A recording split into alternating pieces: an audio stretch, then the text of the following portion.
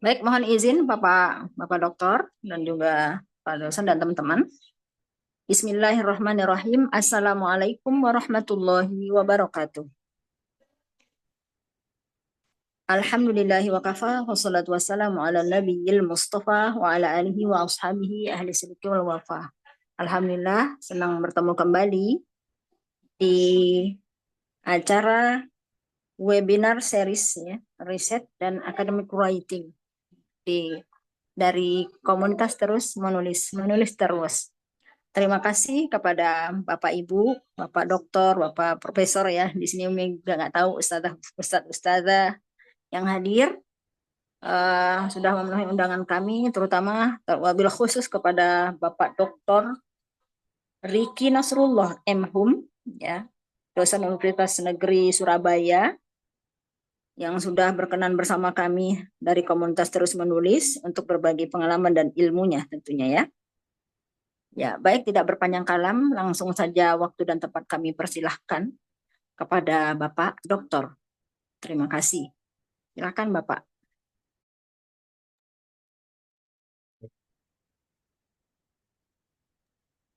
Bapak, mohon izin tutup mic karena lagi azan. Ya, ini sudah terlihat ya. Oh, Sudah, Alhamdulillah jelas. ya, baik. Bismillahirrahmanirrahim. Assalamualaikum warahmatullahi wabarakatuh. Waalaikumsalam warahmatullahi wabarakatuh.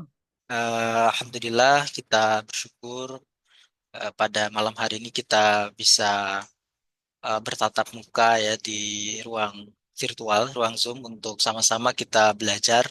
Di sini sebetulnya ada guru-guru saya ini, ada Ibu Mintowati ini kolega dan guru saya dari UNESA, Ibu Mila dan rekan-rekan yang lain ini. Terima kasih atas kehadiran Bapak Ibu sekalian di apa namanya di agenda kita pada malam hari ini. Ini sama-sama kita belajar dan kebetulan malam hari ini eh, topik yang akan kita sama-sama diskusikan ini berkaitan dengan data kualitatif ya. Dan karena ini kalau dilihat dari rangkaian acaranya adalah seri, gitu ya, berseri, asumsinya adalah bahwa hal-hal yang berkaitan dengan metodologi dan yang lainnya itu sudah dibahas di pertemuan-pertemuan sebelumnya. Dan hari ini, kalaupun memang nanti ada aspek-aspek lain yang eh, ternyata sudah dibahas di pertemuan sebelumnya, kita anggap saja ini sebagai bentuk penguatan begitu ya. Baik, Bapak Ibu sekalian, ini nanti kita eh, apa namanya akan banyak berdiskusi terkait dengan bagaimana eh, kita melakukan penelitian yang berfokus pada penelitian yang sifatnya kualitatif gitu ya. Saya akan awali dari eh, hal yang sifatnya makro terlebih dahulu. Ketika kita berbicara tentang kualitatif, maka kita tidak bisa melepaskan dari pembahasan terkait dengan metode dan metodologi. Ini kalau Bapak Ibu lihat dari definisi di Kamus Besar Bahasa Indonesia di sini kita bisa membedakan antara metode dengan metodologi ya. Kalau metode ini lebih praktis, artinya di sini cara yang sifatnya teratur yang digunakan untuk melaksanakan suatu pekerjaan agar tercapai. Artinya ini lebih praktis. Sedangkan metodologi itu adalah ilmu tentang metode, sehingga nanti ini hal yang mendasar ketika kita menulis paper, menulis apa namanya artikel ilmiah begitu ya. Maka yang penggunaan istilah yang tepat itu adalah metode penelitian, gitu ya, bukan metodologi penelitian, karena metodologi penelitian itu sifatnya lebih pada ilmu. Ya, ini hal yang mendasar. Lalu Bapak Ibu sekalian, ini ada riset sedikit ya, riset apa kecil-kecilan yang berkaitan dengan sebetulnya selama ini kalau kita lihat eh, penelitian-penelitian itu trennya lebih banyak menggunakan apa namanya kerangka seperti apa gitu ya, apakah kuantitatif, kualitatif, kombinasi atau R&D. Ini kalau dilihat dari sampel yang 20 ini memang belum belum masih sangat terbatas, tapi setidaknya kita ingin memotret bagaimana apa namanya eh, pemanfaatan ataupun kerangka dalam penelitian itu bisa kita lihat. Nah, dari 20 sampel ini ternyata mayoritas ya 122 dengan 61% itu banyak penelitian ini adalah sifatnya kuantitatif.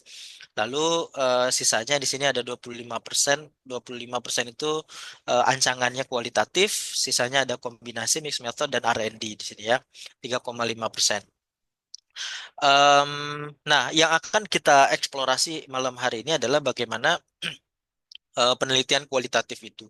Bagi Bapak Ibu yang sudah terbiasa misalnya di sosial humaniora begitu ya, mungkin sudah tidak asing ya ketika penelitian kita lebih banyak menggunakan kerangkanya adalah kualitatif gitu. Tetapi bagi Bapak Ibu yang sehari-hari berkutat di bidang sains misalnya ya, yang mayoritas itu lebih banyak menggunakan kuantitatif. Nah, nanti kita coba akan eksplorasi lebih lanjut. Bapak Ibu sekalian, ini seperti yang tadi saya sampaikan, saya akan coba awali dari hal yang sifatnya makro. Ketika kita ibaratkan ya, pohon ilmu metodologi itu seperti sebuah pohon gitu ya, metodologi penelitian itu seperti sebuah pohon, maka ada tiga, ada apa namanya, ada fungsi penelitian menurut Jeep Hart. Menurut Jeep Hart ini fungsi penelitian itu setidaknya ada tiga. Yang pertama adalah fungsi penelitian to know. Ya, ini hanya sebatas mengetahui gitu ya. Lalu ada juga yang to do. Ya, ini nanti akan ada kaitannya dengan hal-hal yang lebih implementatif begitu ya. Dan yang ketiga adalah to choose ya. To choose ini untuk memilih metode mana yang lebih akurat, lebih lebih efektif begitu ya, sehingga nanti akhir daripada penelitian yang sifatnya to choose itu adalah kita bisa memilih dari sekian banyak pilihan metode itu mana metode yang lebih efektif. Nah, ini menurut sehingga ketika kita berbicara metode penelitian maka tidak akan jauh-jauh dari tiga hal ini. Misalnya ini ada apa namanya berkaitan dengan bagaimana pilihan kita ketika kita melakukan penelitian ya. Sehingga kalau kita petakan Bapak Ibu sekalian, eh, macam-macam metode penelitian berdasarkan fungsinya itu kan setidaknya tadi menurut Chip Hart itu ada tiga. Pertama adalah metode penelitian yang fungsinya adalah need to know ya, pengembangan ilmu. Nah, di sini ada tiga ya. Pertama ada kuantitatif, metode kualitatif, dan ada mixed method. Jadi selama ini ternyata apa yang mungkin ya kita sering sering mendikotomiskan bahwa metode penelitian itu ya mayoritas antara kualitatif atau kuantitatif misalnya gitu ya. Ternyata pilihan-pilihannya banyak gitu ya. Berdasarkan sebenarnya fungsi dari penelitian kita itu apa? Ya, kalau fungsi dari penelitian kita itu apa namanya need to know gitu ya, maka pilihan dari metode penelitiannya adalah kuantitatif, kualitatif atau mixed method. Lain halnya ketika misalnya penelitian kita itu fungsinya adalah need to do. Need to do itu membantu kehidupan manusia, maka dalam konteks ini metode penelitian yang memungkinkan kita pilih itu setidaknya juga ada tiga. Ya, ada R&D, misalnya Research and Development. Ini outputnya adalah berupa produk. Ketika kita ingin membuat satu produk, maka metode penelitian kita mayoritas itu kita memungkinkan adalah R&D, Research and Development. Lalu ada Action Research, gitu ya. Action Research ini penelitian tindakan. Misalnya dalam dunia pendidikan, pembelajaran, kita ingin mengembangkan metode pembelajaran yang mutakhir yang baru, maka itu biasanya menggunakan action research. Makanya ada yang namanya penelitian tindakan kelas misalnya ya. PTK. PTK itu action research, penelitian tindakan. Yang outputnya adalah bagaimana kita memunculkan pendekatan baru, metode baru dalam pembelajaran dan yang lainnya. Dan yang terakhir ini adalah operation research gitu ya. Bagaimana kita ingin menciptakan atau membuat langkah kerja yang paling efisien gitu ya. eh ini pilihannya. Dan yang ketiga, ketika kita berbicara penelitian, dan yang fungsinya adalah need to choose, gitu ya, untuk membuat keputusan kebijakan, maka pilihannya juga antara evaluation research dan policy research. Makanya ada yang namanya penelitian kebijakan, gitu ya. Itu metode yang kemudian apa namanya bisa kita ambil, bisa kita pilih, gitu ya. Nah, lalu karena mungkin ya, saya asumsinya adalah mayoritas dari kita itu ketika kita melakukan penelitian itu berdasar pada apa pengembangan ilmu, ya, ilmu pengetahuan, maka mayoritas kita seringnya berkutat di tiga tiga tiga pilihan metode, ya, tiga pilihan metode yang ini saja gitu ya. Ada apa namanya, kuantitatif, kualitatif, dan mixed method gitu ya. Taruhlah misalnya kita akan berfokus pada tiga hal ini gitu ya. Maka ternyata pilihannya itu juga macam-macam, ya. Metode penelitian berdasarkan tadi ya need to know itu, ya, berdasarkan pengembangan ilmu itu juga pilihannya banyak-banyak gitu ya. Ini berkaitan, ini kalau kita lihat dari Jephart ya, pola pemetaan metode penelitian berdasarkan Jephart tadi itu, misalnya kuantitatif. Kuantitatif ini juga ada misalnya menggunakan survei, ada menggunakan eksperimen gitu ya, dan yang lainnya gitu ya. Sedangkan kualitatif ini juga nanti kita kita kerucutkan lagi, ada etnografi, ada grounded theory, ada case studies gitu ya, ada phenomenological, ada narrative dan yang lainnya. Termasuk mixed method misalnya. Mixed method juga apa, kalau kita kerucutkan ada yang sekuensial, bagaimana kita menggunakan kuantitatif dan kualitatif itu secara berurutan, dan filosofisnya kenapa berurutan itu ada fungsinya gitu ya. Nah, yang sekuensial berurutan itu juga ada turunannya, ada namanya explanatory gitu ya. Jadi kuantitatif dulu baru kualitatif gitu ya. Lalu ada exploratory, ya, kualitatif dulu baru kuantitatif. Dan yang kedua, mixed method itu adalah concurrent. Jadi bagaimana kita menggunakan atau memanfaatkan kuantitatif dan kualitatif secara bersamaan. Nah, ini ada triangulasi, ya, dicampur dengan porsi yang sama, dan ada embed, ya, porsinya tidak sama, sehingga nanti ada metode primer dan ada metode sekunder. Nah, saya coba beralih ke eh, apa namanya, matriks, ya, kuadran, apa, ada 3-4 kuadran. Kalau berbicara tentang mixed method penelitian campuran itu ada kuadran satu, ya, ini ada concurrent yang equal, ya, di sini ada kualitatif kuantitatif yang sama-sama apa namanya, porsinya sama, lalu ada kuadran 2, kuadran 3, dan kuadran 4. Saya akan berikan contoh begini Bapak Ibu. Ini kita belum belum belum masuk pada kualitatif, ya. Jadi ini saya ingin coba berangkat dari aspek yang lebih makro dulu. Jadi ketika kita berbicara kualitatif, ternyata pemetaannya seperti ini gitu ya. Kalau kita tarik dari ilmu apa metodologi penelitian itu, ternyata kualitatif itu posisinya seperti itu. Kita ingin sedikit saja apa namanya, menyinggung misalnya apa yang penggunaan mixed method, ya. Apa namanya, penelitian yang campuran gitu ya. Tadi saya menyinggung ada 4 kuadran, kuadran 1, 2, 3, dan 4 gitu ya. Nah, kuadran satu ini concurrent equal status. Jadi apa namanya, bagaimana kualitatif dan kuantitatif itu dilakukan secara bersamaan dengan bobot yang sama, setara. Contoh misalnya kalau kita apa namanya, eh, eh, kita terapkan dalam bentuk penelitian, misalnya topiknya pengaruh metode pembelajaran inovatif terhadap motivasi belajar siswa. Jadi ada 2 data. Pertama ada data kualitatif, yang kedua ada data kuantitatif metodenya, ya, campuran. Nah, kualitatif ini diperoleh dari wawancara, ya, untuk mengeksplorasi pengalaman dan persepsi mereka terhadap metode pembelajaran yang digunakan oleh guru. Lalu apa namanya? Selain data kualitatif, kita juga bisa menggunakan data kuantitatifnya dengan menggunakan survei misalnya, ya, untuk mengukur tingkat motivasi siswa, ya, sebelum dan sesudah menggunakan metode tersebut gitu ya. Nah, eh, tujuan menggabungkan dari kualitatif dan kuantitatif ini adalah si peneliti tentu ingin memberikan gambaran yang holistik tentang bagaimana dampak metode pembelajaran itu gitu ya. Nah, biasanya memang ketika ketika apa namanya, kita kita coba apa namanya, posisikan begitu ya, antara kualitatif dan kuantitatif dalam hal ini, ya, concurrent equal status itu apa namanya, porsinya sama gitu ya. Nah, ini yang pertama, kuadran pertama. Lalu kuadran yang kedua, ya, ini sequential equal status gitu ya. Bagaimana pendekatan, ya, itu dilakukan secara berurutan. Kalau tadi sama gitu ya, ininya statusnya.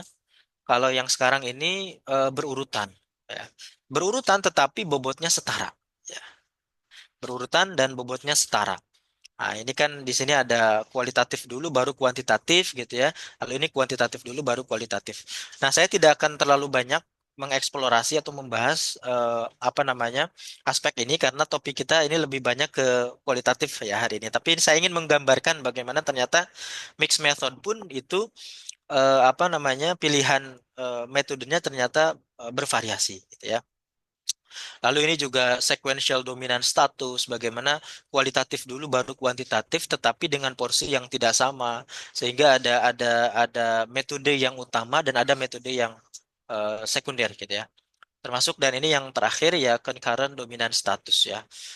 Baik, Bapak Ibu sekalian, ini kita masuk kalau tadi masih sifatnya luaran ya, apa namanya?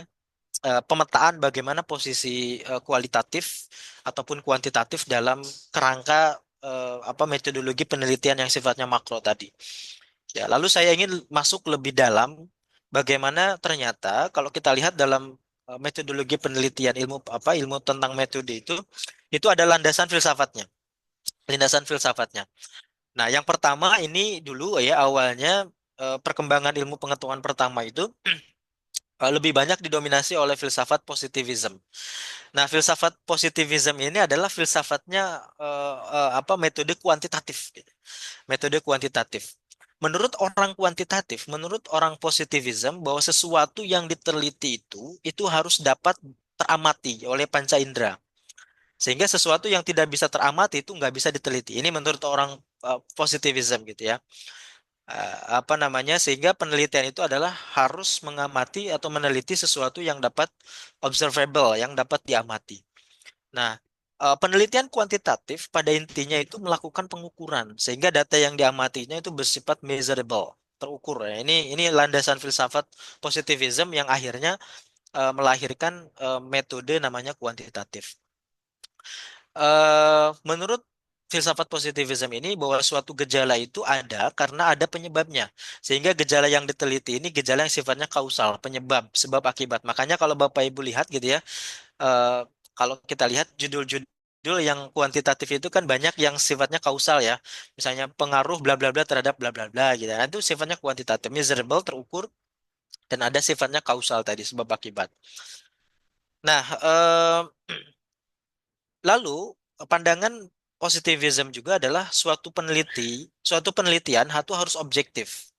Nah, jika memungkinkan, maka peneliti itu nggak boleh berinteraksi dengan responden atau dan memerlukan sampel yang memadai sehingga dapat digeneralisasi kepada populasi yang lebih luas. Nah, eh, hal lainnya adalah variabel-variabel dalam kuantitatif yang apa namanya eh, eh, di- menjadi klasifikasi gitu ya dari gejala-gejala yang diteliti.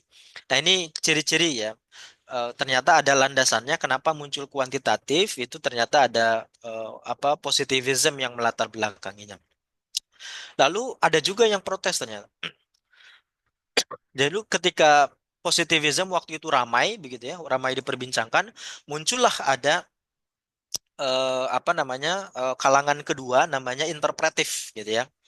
Ini penantang dari filsafat positivism yang pada akhirnya interpretif ini menjadi latar belakang munculnya apa namanya kualitatif gitu ya, kualitatif. Nah, bagi orang interpretif bahwa sesuatu gejala itu ternyata banyak yang tidak dapat diamati tetapi dapat dirasakan. Misalnya contoh angin gitu ya. Angin itu tidak bisa diamati karena tidak bisa terlihat oleh indera misalnya kan ya. Tetapi bisa dirasakan misalnya. Nah, ini akhirnya filsafat interpretif ini menentang filsafat positivism yang sangat kuantitatif gitu ya. Nah, wilayah filsafat interpretif adalah mengamati segala sesuatu yang tidak dapat diamati seperti perasaan, makna dan lain-lain. Makna itu nggak bisa eh, diamati misalnya ya, tapi bisa dirasakan. Perasaan bagaimana? Perasaan itu bisa diukur ya, itu sulit gitu ya. Sehingga oleh orang interpretif tidak semua gejala itu harus diukur katanya. Karena ada juga gejala-gejala itu yang bisa diceritakan, bisa dinarasikan. Nah, oleh sebabnya, melalui penelitian kualitatif, si peneliti dapat melakukan eksplorasi dan memberi narasi terhadap apa yang ditelitinya itu ya. Nah, ini akhirnya muncul interpretif itu menjadi latar belakang apa namanya penelitian yang sifatnya kualitatif, gitu ya. Lalu menurut interpretif, gejala itu tidak semuanya bersifat kausal, tetapi ada juga yang sifatnya resiprokal, gitu ya, saling, ya. Kalau kausal itu kan pengaruh A terhadap B. Ya. Kalau resiprokal itu bisa saja tidak hanya A berpengaruh terhadap B, tapi juga B terhadap A dan seterusnya. Nah, karena bersifat eksploratif itu, akhirnya penelitian kualitatif interpretif ini dipandu oleh seseorang atau orang yang disebut informan atau responden atau narasumber. Dan peneliti itu boleh berinteraksi dengan informan. Kalau tadi kan yang positivism itu nggak boleh, peneliti itu harus objektif. Objektifnya menurut apa namanya positivism itu adalah si peneliti tidak ikut terlibat berinteraksi dengan apa namanya informan, responden yang lainnya. Nah, ini interpretif. Lalu muncul lagi, wah katanya ini kalian bertengkar terus katanya. Bagaimana kalau kita gabungkan? Nah, ini muncul akhirnya pragmatism. Pragmatism ini latar apa namanya pemikiran yang melahirkan adanya eh, apa eh, mixed method ya, campuran ya, kombinasikan saja katanya kuantitatif dan kualitatif. Ini landasannya adalah pragmatism. Dan yang terakhir di sini ada yang namanya filsafat critical social science. Apa namanya critical social science ini mengkritisi tiga filsafat sebelumnya ya. Makanya ada sekarang itu apa penelitian-penelitian yang lebih ke arah kritis gitu ya. Seperti macam misalnya ada apa analisis wacana kritis gitu ya atau kajian sosial kritis gitu ya dan yang lainnya. Nah, ini perkembangan selanjutnya. Eh, apa gambarannya seperti itu. Ternyata memang ada dinamika yang membuat akhirnya muncul banyak pilihan apa namanya dalam metode apa tadi apa apa metode-metode penelitian ya. Nah, lalu saya ingin lebih dalam lagi kalau tadi bagaimana landasan filsafat dari metode-metode penelitian. Sekarang saya ingin jauh lagi mengamati bagaimana eh, kerangka pikir dari metode kuantitatif. Ini kita coba kontraskan dengan kerangka pikirnya metode kualitatif. Kalau metode kuantitatif itu kurang lebih alur berpikirnya seperti ini. Jadi sesuatu itu harus ada yang bisa diukur, measurable tadi itu, dan karena ini pengukuran maka ada yang namanya hipotesis. Ya, hipotesis awalnya seperti apa, lalu diukur, dibuktikan, dan ini tujuannya adalah membuktikan hipotesis. Akhirnya, apakah hipotesisnya itu bisa membuat teori yang sudah ada, misalnya mendukung teori yang sudah ada, atau misalnya memunculkan teori dan pemikiran baru, ya, atau misalnya semuanya itu menghasilkan pemikiran baru. Nah, ini kerangka berpikir dari metode kuantitatif. Lalu sebaliknya, kalau kualitatif, ini sifatnya eksploratif, ya. Jadi menggali, mengeksplorasi, ya, mengeksplorasi. Lalu dari eksplorasi itu menemukan sesuatu. Nah, dari menemukan sesuatu itu akhirnya dikerangkakan, disintesiskan menjadi sesuatu yang bisa jadi sesuatu itu oh sudah diketahui sebelumnya dan selaras dengan teori yang ada atau misalnya sebagian sudah diketahui, sebagian baru atau semuanya belum diketahui.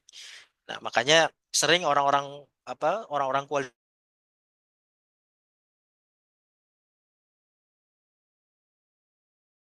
Nah, pola itulah yang nanti akan tadi ya ditemukan tadi ya.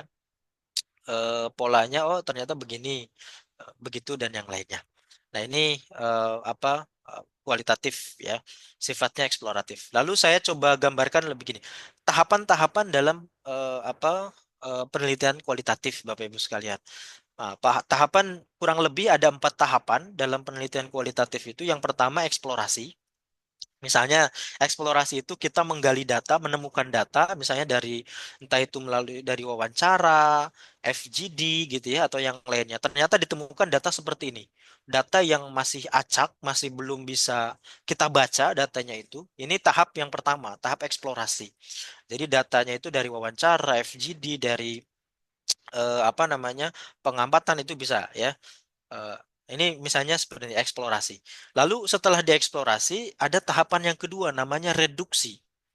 Nah, dari apa namanya dari data-data yang beragam dan tidak jelas ini, lalu kita coba direduksi datanya itu. Oh, ternyata kalau kalau datanya seperti ini sebenarnya memiliki pola gitu ya. Polanya ada pola ini gitu ya. Kapital ada kecil, ada angka, ada yang sifatnya apa?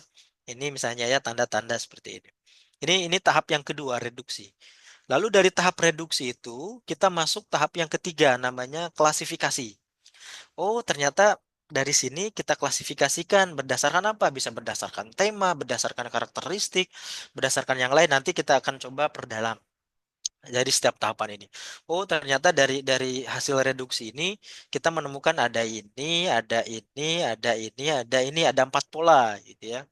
Nah, lalu setelah kita klasifikasikan, baru yang terakhir kita konstruksi dan interpretasi. Konstruksi itu adalah kita menghubungkan, mengaitkan setiap komponen.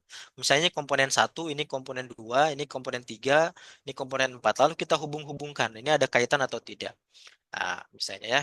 Oh, ternyata memiliki pola seperti ini, konstruksi seperti ini, dan yang lainnya. Jadi Bapak Ibu sekalian, kalau kualitatif kurang lebih apa namanya pola kerjanya itu seperti ini. Mulai dari eksplorasi itu kita reduksi, dari reduksi itu kita klasifikasi, dan yang terakhir adalah kita konstruksi dan menginterpretasi sehingga apa namanya menghasilkan bisa jadi menghasilkan teori gitu ya dan yang lainnya. Ini saya ingin berikan contoh misalnya. Contoh kasus ya ini kita coba contoh agar lebih mudah bagaimana kita menerapkan kualitatif dalam penelitian kita. Misalnya hasil penelitian di suatu perguruan tinggi ya, ditemukan jumlah dosen yang jabatan fungsional lektor kepala cukup banyak. Ini kan data kualitatif semua ya, banyak ya, pokoknya gitulah ya. Dosen sering mengikuti pelatihan penulisan karya ilmiah. Lalu karya ilmiah yang dibuat dosen cukup banyak. Antara lain ada jurnal, buku, media pendidikan, dan yang lainnya.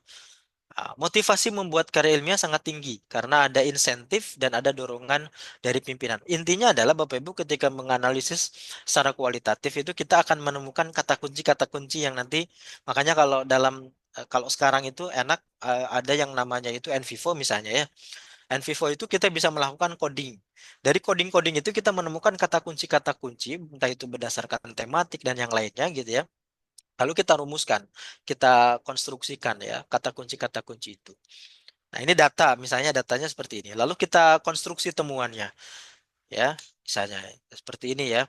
Dosen lektor kepala banyak. Kok banyak ya di suatu kampus misalnya. Kenapa? Oh, karena karya tulisnya banyak gitu ya. Makanya wajar misalnya apa lektor kepalanya banyak. Kenapa ya KTI-nya itu banyak? Oh, ternyata ada beberapa faktor. Pertama, kampus itu sering sering mengadakan pelatihan, misalnya pengembangan kapasitas kompetensi untuk dosen-dosennya melalui pelatihan KTI, lalu didorong oleh aspek internal misalnya motivasi dari dosen itu sendiri yang ingin apa namanya berkembang gitu ya. Oh, kenapa ya motivasi dosen tinggi? Oh, karena ada peran pimpinan atau karena ada insentif ya. Bagi kampus-kampus yang tidak ada insentif mungkin motivasinya tidak tinggi gitu ya. Nah, ini hasil konstruksinya, berarti ya seperti ini. Ini sederhananya seperti itu. Contoh kedua, ya ini saya coba contohkan yang lebih ini saya coba lihat dari aspek historis ya. Misalnya ini Bung Karno ya. Bung Karno ini katanya aku tidak menciptakan Pancasila gitu ya. Kata Bung Karno ya. Apa yang aku kerjakan hanya menggali jauh ke dalam bumi kita. Ini kan menggali jauh itu apa? Eksplorasi gitu ya. Jadi apa yang dilakukan oleh Bung Karno dalam mewujudkan apa memunculkan Pancasila itu adalah melalui tahapan yang sifatnya apa? Kualitatif gitu ya. Bung Karno menggali jauh ke dalam eksplorasi apa yang digali ya tradisi-tradisi ya dan akhirnya dikonstruksilah hasil temuannya itu eksplorasinya itu menjadi 5 ya 5 butir ya yang oleh Bung Karno itu secara tematik dibuatlah. Nah, ini kurang lebih alur berpikir kualitatif Bung Karno waktu itu sampai hanya menemukan Pancasila itu menggali bumi di Indonesia ya ini kan eksplorasi. Nah, menemukanlah seperti ini, yo, beragam ya datanya. Lalu dikonstruksi. Oh, dikonstruksi berdasarkan apa? Bisa tematik dan lainnya. Sehingga memunculkan kata kunci 5 tadi. Ada ketahanan, kemanusiaan, persatuan, kerakyatan, dan keadilan sosial.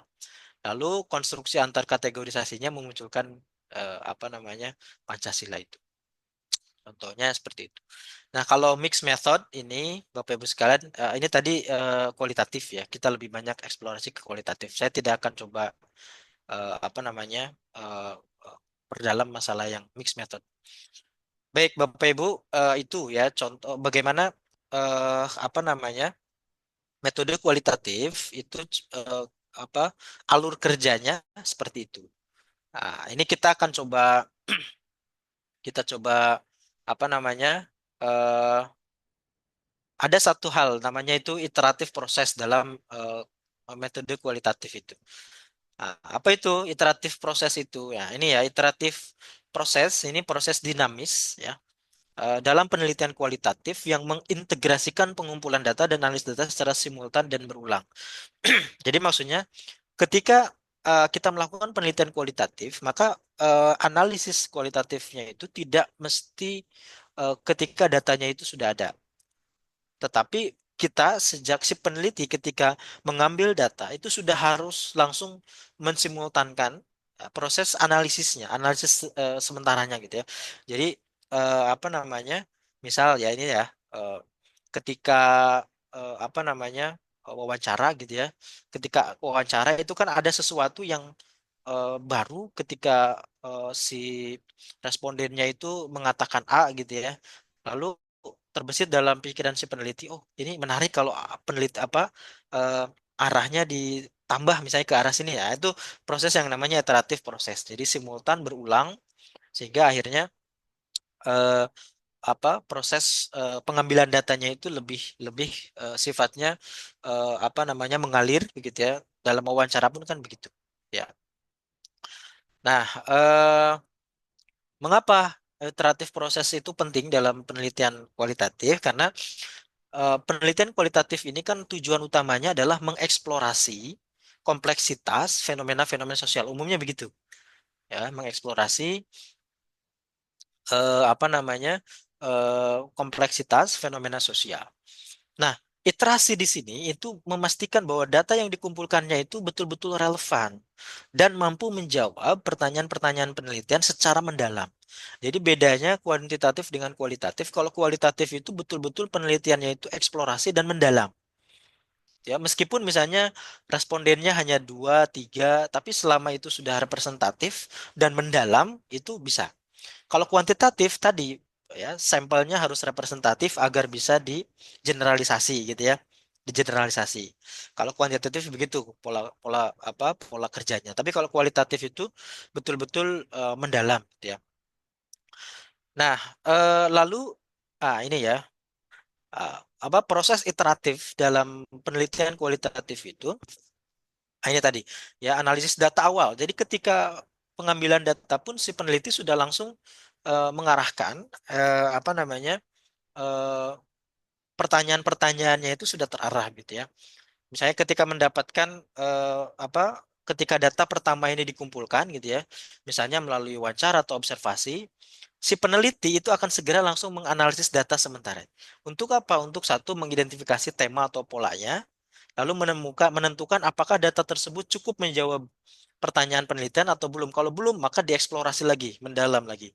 Eksplorasi, eksplorasi, eksplorasi, dan terus eksplorasi gitu ya. Lalu diputuskan apakah perlu pengumpulan lebih banyak data atau menggali aspek tertentu yang secara lebih mendalam. Nah, ini yang dimaksud proses iterasi ya atau iteratif dalam penelitian kualitatif. Nah, ini nanti analisis sementaranya itu untuk memahami pola dan tema awal dari data yang kita peroleh itu. Dan apa namanya penggunaan hasil dari analisis awal ini ya untuk memperbaiki instrumen atau teknik. Ketika misalnya data awal kita peroleh setelah dianalisis ternyata belum representatif datanya, maka mau tidak mau instrumen atau teknik kita perbaiki lalu kita ambil data kembali misalnya ya dengan berbagai macam apa namanya perbaikan dari hasil analisis awal kita itu. Nah, ini contoh aplikasi bagaimana iteratif proses itu dalam penelitian apa namanya kualitatif gitu ya. Jadi peneliti mewawancarai seorang ini contohnya ya, misalnya tentang pendidikan ya. Peneliti mewawancari seorang guru di daerah pedesaan untuk memahami tantangan, ya, tantangan dalam pembelajaran. Ya. Lalu dari dari wawancara pertama, peneliti menemukan tema. Temanya apa? Oh, tentang ada yang namanya tantangan budaya lokal. Jadi ada sifatnya lokalitas atau tantangan yang sifatnya khusus, misalnya yang dihadapi oleh daerah tersebut gitu ya, sebagai hambatan dalam kurikulum nasional. Nah, maka si peneliti ketika mendapatkan ada informasi itu secara khusus, maka dia akan melakukan iterasi pertama. Nah, iterasi pertama ini si peneliti akan langsung otomatis, "Ah, ini perlu ditambah pertanyaannya misalnya. Wah, kira-kira apa ya apa peran budaya lokal dalam memengaruhi penerimaan kurikulum misalnya dan seterusnya gitu ya. Jadi secara impromptu si peneliti itu akan terus apa namanya mengeksplorasi gitu ya. Ketika ini belum ditemukan, maka dieksplorasi terus tambah pertanyaan dan yang lainnya. Nah, ini contoh bagaimana iteratif proses dalam penelitian kualitatif itu. Nah, Bapak Ibu sekalian, eh, itu terkait dengan apa namanya? eh, bagaimana iteratif proses itu dalam data kualitatif. Lalu saya ingin coba masuk pada aspek yang lebih mendalam tentang bagaimana teknik pengumpulan data kualitatif. Nah, ini sebetulnya banyak ya tekniknya, tetapi setidaknya saya coba sarikan atau sintesiskan beberapa saja. Umumnya ketika kita melakukan penelitian yang sifatnya kualitatif, hal atau teknik yang paling memungkinkan atau yang sering digunakan yaitu adalah wawancara ya. Ini wawancara ini menjadi teknik paling umum dalam penelitian kualitatif. Untuk apa? Untuk ini ya memahami pengalaman, pandangan, pendapat individu. Nah, tipe wawancara dalam penelitian kualitatif ya ada berapa jenis ya, ada semi struktur ya. Jadi wawancara yang semi struktur dan juga ada in-depth interviews gitu ya. Wawancara yang mendalam. Nah, kalau yang semi struktur, semi struktur interviews itu menggabungkan pertanyaan-pertanyaan yang terarah dan terbuka dan terarah. Nah, ini apa dikolaborasikan.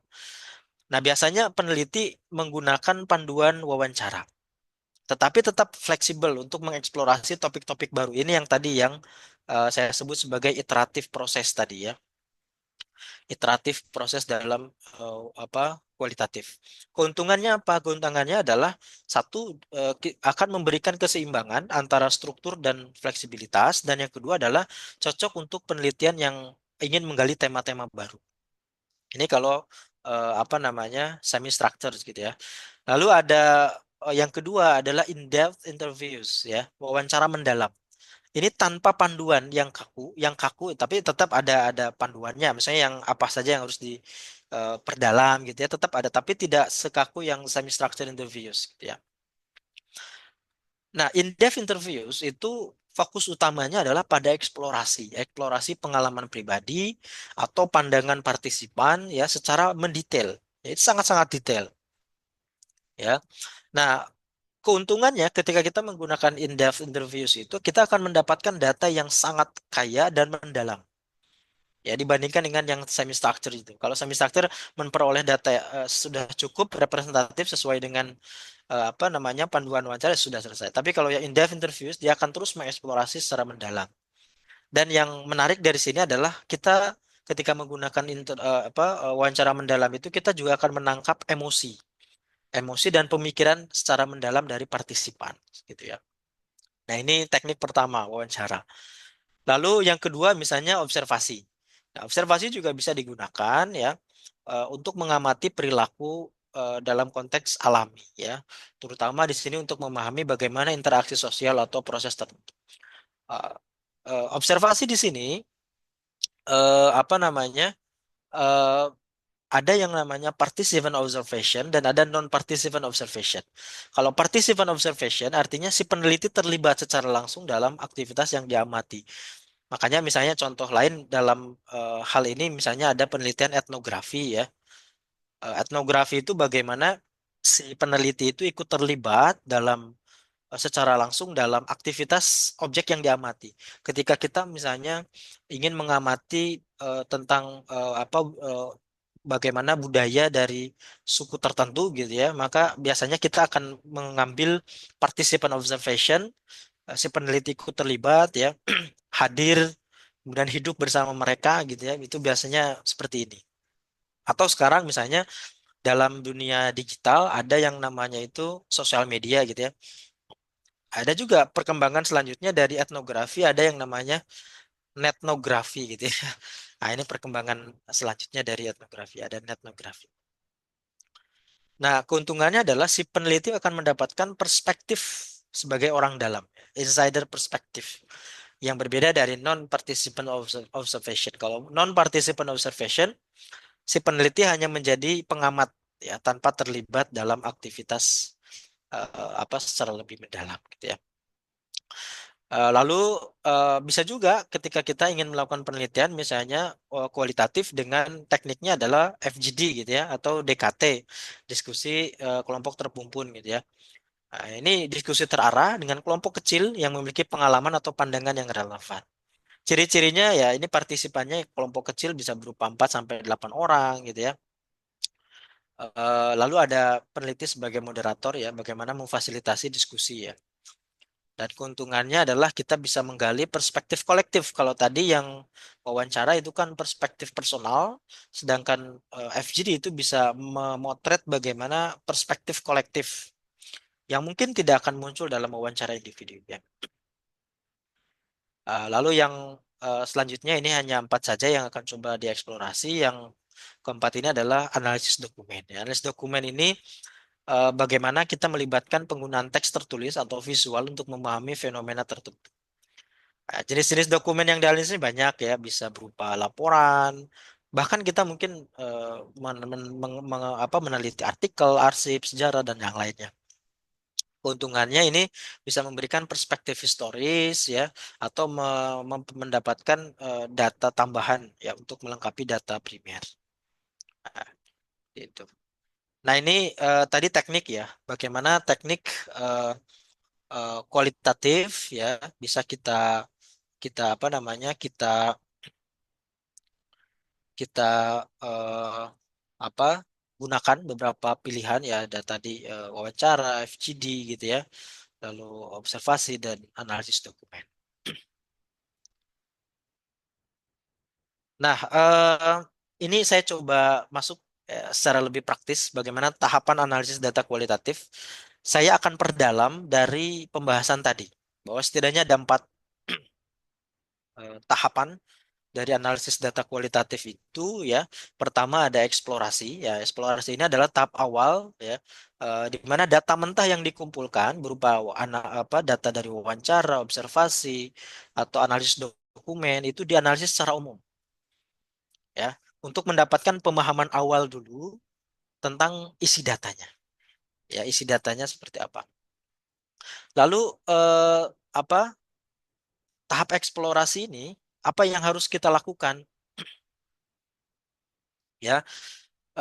Ya bisa pertama untuk eksplorasi itu kita membaca atau mendengarkan semua data yang dikumpulkan. Kalau misalnya dalam bentuk suara hasil wawancara gitu ya, kita dengarkan ulang. Lalu bisa juga nanti di apa namanya disajikan ya, apa namanya secara tertulis begitu ya. Lalu menandai ya, anotasi menandai elemen-elemen penting tanpa membuat dulu keputusan analisis terlalu dini ya. Lalu mengidentifikasi pola awal. Nah, ini sejak awal kita coba identifikasi oh polanya ini seperti ini. Tema yang mencoloknya apa? Data yang tampak seperti apa? Nah, ini data eksplorasi. Lalu dari eksplorasi itu kita reduksi datanya itu berupa apa? Proses menyaring data dari yang awalnya data mentah tadi itu dengan menghilangkan informasi-informasi yang tidak relevan. Apa yang dimaksud relevan dan apa yang tidak relevan? Kita berfokus pada rumusan masalah atau pertanyaan penelitian. Atau misalnya ketika ada hal-hal yang sifatnya duplikasi.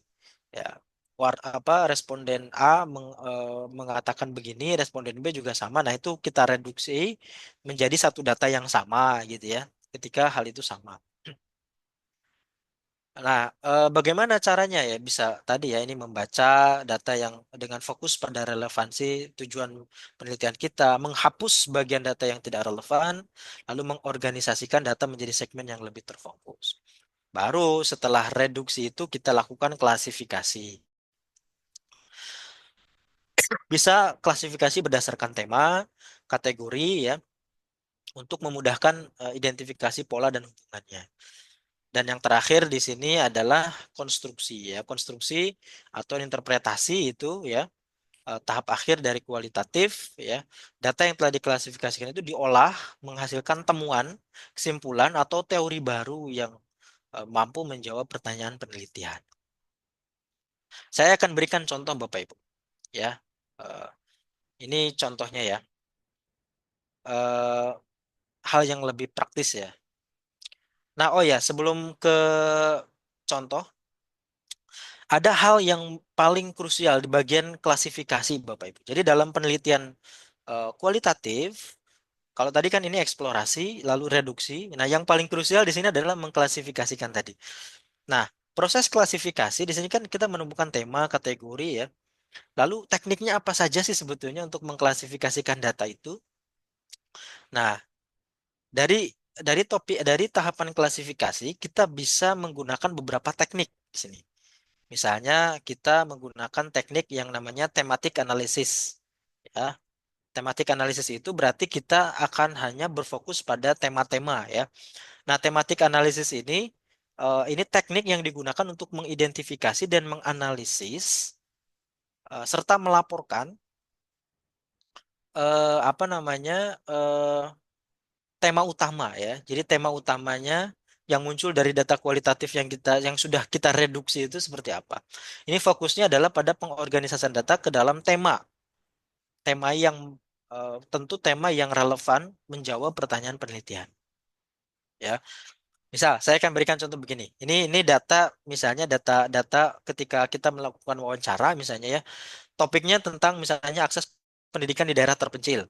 Ya, data wawancara caranya misalnya siswa satu sebagai responden satu mengatakan ini wawancaranya transkripsinya seperti ini. Saya harus berjalan jauh ke sekolah dan kadang kami tidak punya buku yang cukup.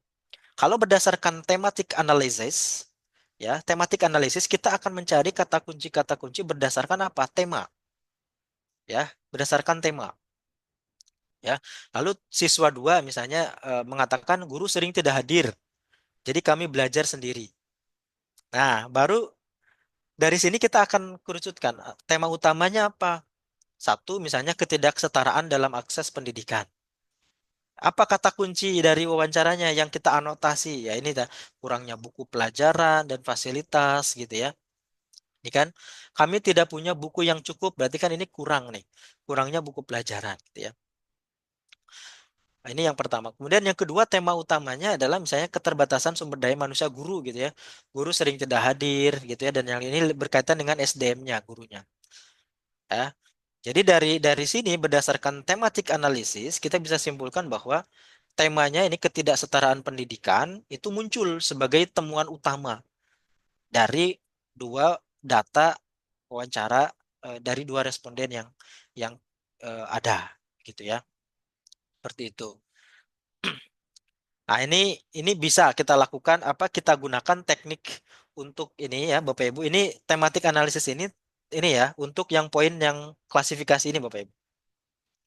Ya, jadi klasifikasi ini kan kita bisa berdasarkan tema dan yang lainnya. Maka tekniknya ini pilihan-pilihannya berdasarkan thematic analysis atau yang kedua ini content analysis.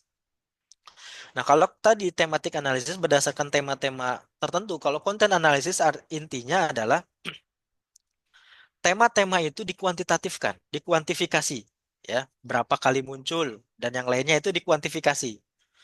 Nah, konten analisis ini lebih kepada ini teknik analisis kualitatif yang digunakan untuk menghitung frekuensi tema tertentu dalam data untuk mengidentifikasi pola kuantitatifnya. Jadi kualitatif tapi apa? Data kualitatif yang dikuantifikasikan. Nah, teknik ini cocok digunakan untuk memahami seberapa sering tema tertentu atau topik tertentu itu muncul. Ya, contoh ini misalnya tantangan pembelajaran daring. Ya, data dari 30 wawancara bahwa 30 responden gitu ya. Ternyata kata tantangan itu muncul 20 kali misalnya. Kata frustrasi itu muncul 15 kali. Internet muncul 25 kali. Jadi kita secara konten analisis dari kuantifikasi tadi itu kita interpretasi, oh ternyata tantangan yang dihadapi, tantangan utama yang dihadapi siswa selama ini adalah apa? Misalnya ini yang muncul apa? Internet, koneksi internet gitu ya. Yang buruk gitu ya. Kenapa? Karena ini internet muncul ya secara tinggi, frekuensinya tinggi.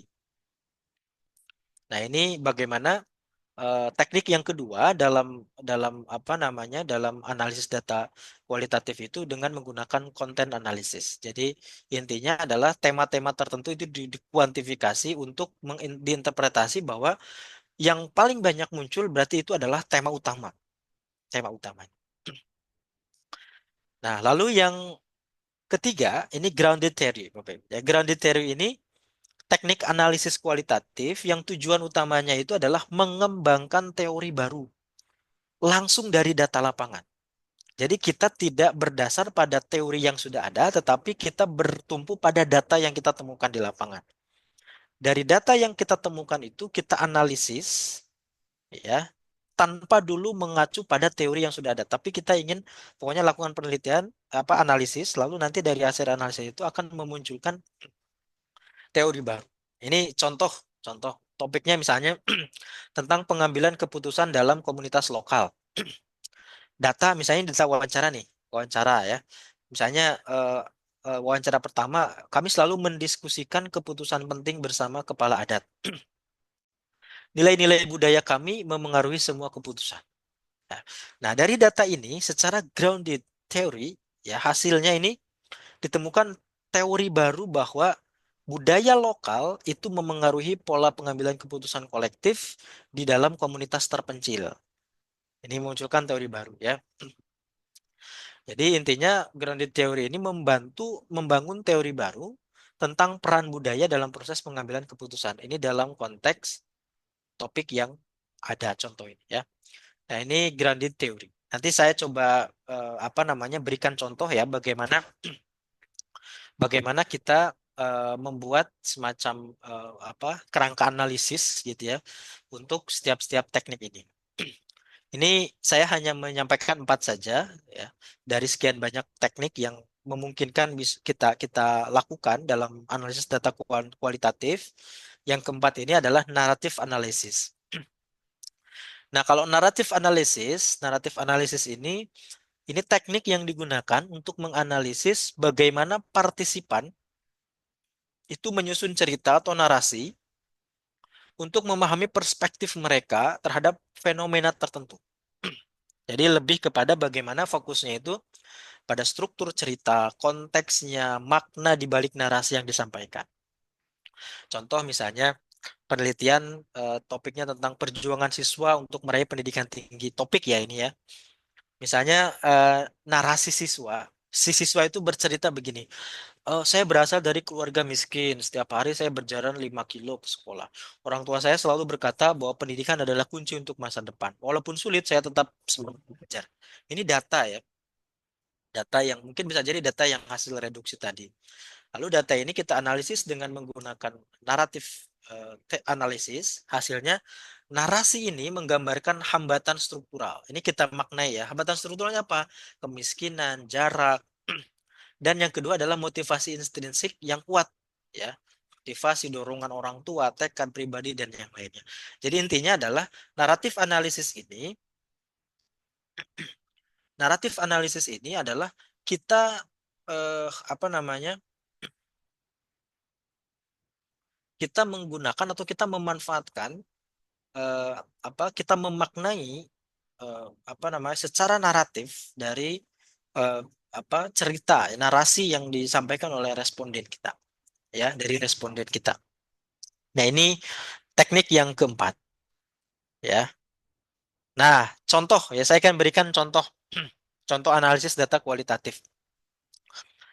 Nah, mungkin Bapak Ibu bertanya, dari empat teknik misalnya yang tadi kita jelaskan, apakah boleh kita melakukan kombinasi misalnya tekniknya, teknik tematik analisis dengan konten analisis boleh nggak? Boleh. Bahkan keempat-empatnya boleh nggak? Boleh, gitu ya. Keempat-empatnya boleh. Misal saya akan berikan topiknya tentang ini. Topiknya misalnya pengalaman mahasiswa dalam mengelola stres selama kuliah daring pada masa pandemi COVID-19. Dan pendekatan analisisnya di sini adalah kombinasi antara tematik analisis dan konten analisis. Bapak Ibu masih ingat ya tadi tahapan-tahapannya mulai dari tahapan satu eksplorasi. Ya, ya eksplorasi misalnya di sini kita eksplorasi itu pokoknya data-data yang ada ditranskripsikan lalu dikumpulkan gitu ya. Taruhlah misalnya kita memperoleh kita menggunakan misalnya pengambilan datanya itu dengan tiga kombinasi. Ada wawancara ya, ada analisis dokumen dan ada observasi. Ini kan tadi pengumpulan datanya tadi ya. FGD tidak dilakukan. Kalaupun ada FGD bolehlah, misalnya FGD boleh. Tapi setidaknya ini tiga ya. Hasil eksplorasinya apa? Eksplorasinya begini. Dari hasil wawancara, misalnya mahasiswa satu mengatakan tugas yang menumpuk membuat saya cemas dan sulit tidur. Lalu mahasiswa dua sulit fokus belajar karena saya harus membantu orang tua di rumah, gitu ya. Ini kan data yang apa ya, yang banyak gitu ya, yang tersebar gitu ya. Lalu mahasiswa mengatakan kurangnya interaksi dengan dosen membuat saya merasa terisolasi misalnya. Dan mahasiswa empat mengatakan saya merasa lebih baik setelah berbicara dengan teman-teman tentang masalah saya. Ya. Ini datanya. Lalu data hasil wawancara ini kita dukung misalnya dengan analisis dokumen. Dokumennya apa? Misalnya log aktivitas mahasiswa. Ternyata menunjukkan peningkatan penggunaan platform komunikasi, ada penggunaan WhatsApp, Zoom, dan yang lainnya. Hasil dokumen, analisis dokumen. Atau misalnya catatan tugas dari mahasiswa itu menunjukkan banyak mahasiswa yang terlambat mengumpulkan tugas. Nah, observasi dari pengamatan, oh mahasiswa tampak tidak aktif dalam diskusi. Beberapa mahasiswa meninggalkan ruang Zoom sebelum diskusi selesai. Ini kan fenomena. Ini eksplorasi. Ya. Nah, hasil dari eksplorasi awal ditemukanlah begini. Identifikasi pola awal dari wawancara, dokumen pendukung, dan observasi. Pertama, sumber stresnya. Sumber stresnya apa? Tugas, banyak. Ya. Lalu ada hambatan, misalnya gangguan dari rumah, gitu ya. Lalu kurangnya interaksi. Ini kita identifikasi, ya. Pola awalnya itu begitu. Lalu yang kedua, strategi coping, gitu ya. Ada dukungan sosial, aktivitas relaksasi, dan komunikasi dengan teman. Nah, dua pola awal ini menjadi modal awal kita untuk melakukan tahap yang kedua.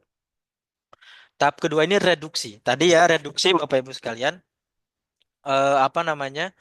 eh, kita mengeliminasi data-data yang tidak relevan atau mengeliminasi data-data yang diduga kuat itu duplikasi atau memiliki kesamaan ya. Nah, dari hasil reduksi ini ditemukanlah hasil reduksinya begini ya. Lalu hasilnya begini. Observasinya begini ya. Jadi hasil reduksinya. Nah, ternyata dari hasil reduksi berkembang ya. Ada tiga fokus utama muncul. Ya, yang pertama beban tugas, gangguan non akademik di rumah, dan dukungan sosial sebagai strategi coping. Ya. Lalu dari hasil reduksi ini, ini yang paling penting tadi ya, bagaimana penggunaan teknik tematik analisis dan konten analisis dari apa? Dari tahap ketiga, klasifikasi. Ya. Dikelompokkan berdasarkan tema. Tema utama. Oh, ternyata tema satu terkait dengan sumber stres akademik. Ya.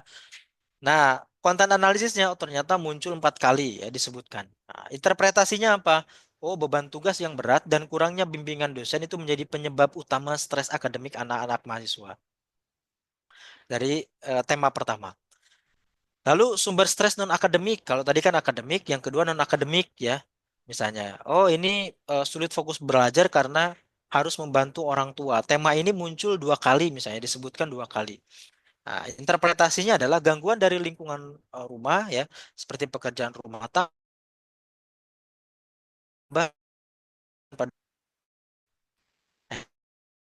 klasifikasi. Tema yang ketiga ini saya merasa lebih bisa berbicara dengan teman, saya suka melakukan olahraga dan yang lainnya. Ini frekuensinya 3 kali disebutkan.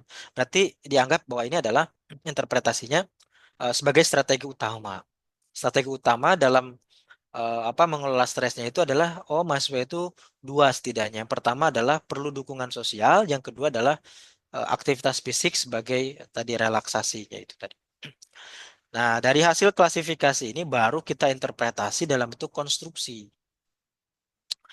Nah, nanti ujungnya adalah kita harus sampai pada kesimpulan narasi, ya. Jadi tadi kalau konstruksi ini adalah kita menghubungkan aspek-aspek tema tadi ini, ya, dihubungkan, dikaitkan, keterhubungannya bisa dalam bentuk pengaruh, bisa dalam bentuk eh, apa saling saling mendukung dan yang lainnya gitu ya. Maka diinterpretasikan narasinya begini. Kuliah daring selama pandemi memberikan tantangan besar bagi mahasiswa, baik dari sisi akademik maupun non-akademik. Beban tugas yang berat dan lingkungan rumah yang tidak kondusif menjadi penyebab utama stres. Namun, mahasiswa menunjukkan kemampuan adaptasi melalui apa ya? Melalui dukungan sosial dan aktivitas relaksasi untuk mengelola tekanan tersebut. Nah, ini sebetulnya hasil analisis kualitatif kita dalam bentuk seperti ini. Ini nanti yang kita kembangkan dengan menarasikan ya, menambah data dan yang lainnya gitu ya dalam tulisan kita. Yang intinya itu begini. Ini kalau kita menggunakan thematic analysis dan content analysis secara kombinatif. Nah, contoh yang kedua Bapak Ibu ini terakhir sebelum kita diskusi ya. Kita diskusi di sini juga banyak Bapak Ibu yang ingin berdiskusi barangkali ya. Nah, misalnya topik yang kedua tentang budaya lokal dan pola pengambilan keputusan kolektif dalam komunitas adat. Kita coba simulasikan penelitian topik ini dengan menggunakan dua pendekatan. Pendekatan grounded theory dan pendekatan naratif analisis secara kombinasi. Ya, ini dikombinasikan. Bagaimana ini menarik juga kalau misalnya grounded theory dan naratif analisis digabungkan ya.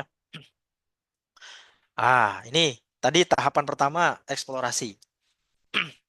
Ternyata taruhlah kita simulasikan penelitian kita itu dengan menggunakan dua teknik pengambilan data ya, melalui wawancara dan observasi. Ya, wawancara itu terhadap siapa? Ada pemuda dan anggota komunitas, gitu ya. Misalnya pemimpin adat satu mengatakan keputusan besar selalu dibahas bersama para tetua adat karena itu adalah tradisi kami. Pemimpin adat dua mengatakan kami tidak pernah membuat keputusan tanpa berkonsultasi dengan leluhur melalui ritual tertentu. Nah, lalu anggota komunitas pendapat saya penting, tetapi tetua adat yang menentukan keputusan akhir. Kadang prosesnya lama tapi semua merasa didengar. Dan datanya itu didukung dengan observasi. Nah, diskusi berlangsung selama 4 jam dengan pemimpin adat dan anggota komunitas. Upacara pembakaran dupa misalnya dilakukan sebelum diskusi dimulai. Ini kan hasil pengamatannya. Dari data ini, hasil eksplorasi ini, kita coba eh, hasil eksplorasi awalnya apa? Misalnya satu tema yang munculnya itu peran pemimpin adat dalam pengambilan keputusan. Ini penting, ini ada nih, ya. Ya, bagaimana peran ini didukung oleh data satu, anggota komunitas satu mengatakan demikian, ini juga sama ya, pemimpin adat satu mengatakan demikian.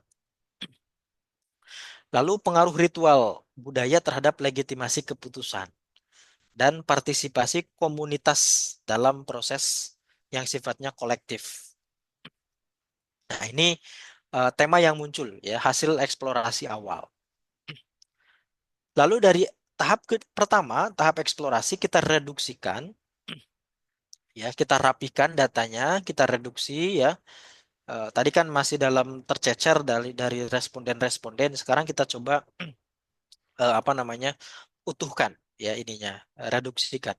Dari hasil reduksi terdapat 3 fokus utama ya. Ternyata masih sama, ada legitimasi, proses deliberasi yang melibatkan semua anggota dan hierarki putusan yang tetap berada di tangan pemimpin adat. Ini yang paling penting. tahap ketiga, tahap klasifikasi dengan menggunakan teori apa dengan menggunakan pendekatan grounded theory dan naratif analisis. Dari tiga tema yang muncul hasil reduksi ini, legitimasi, proses deliberasi, dan hierarki, ini datanya, narasinya seperti ini, interpretasi yang paling penting. Ternyata ritual ini menjadi elemen yang penting yang memberikan legitimasi kepada keputusan kolektif. Dan ini mencerminkan nilai budaya yang cukup mendalam. Interpretasinya kita ya yang menginterpretasikan si peneliti. Lalu dari proses deliberatif kolektif, tema yang kedua ini kita interpretasikan begini. Partisipasi komunitas mencerminkan inklusivitas meskipun hierarki tetap terjaga. Nah, ini tema ketiga, tetua adat yang menentukan keputusan dan yang lain sebagainya, interpretasinya hierarki mencerminkan tanggung jawab pemimpin adat dalam menjaga keharmonisan keputusan. Dari tiga-tiga interpretasi ini, ya, tema-tema ini kita konstruksi menjadi temuan utama. Ya. Karena ini kita grounded teori, maka memunculkan teori baru ya. Ternyata pengambilan keputusan kolektif di komunitas adat itu selalu dipandu oleh legitimasi ritual, deliberasi kolektif, dan hierarki tradisional. Ini teori baru gitu ya, yang bisa jadi dalam teori-teori kepemimpinan yang ada belum ada gitu ya, belum muncul. Sehingga dengan grounded teori ini kita bisa memunculkan apa teori baru tentang kepemimpinan. Nah, maka di sini dibuatkan kesimpulan narasinya bahwa proses pengambilan keputusan di dalam komunitas adat itu menunjukkan perpaduan antara tradisi budaya dan partisipasi kolektif. Meskipun pemimpin adat memegang kendali, ritual dan diskusi bersama itu menciptakan rasa inklusivitas yang memperkuat legitimasi keputusan.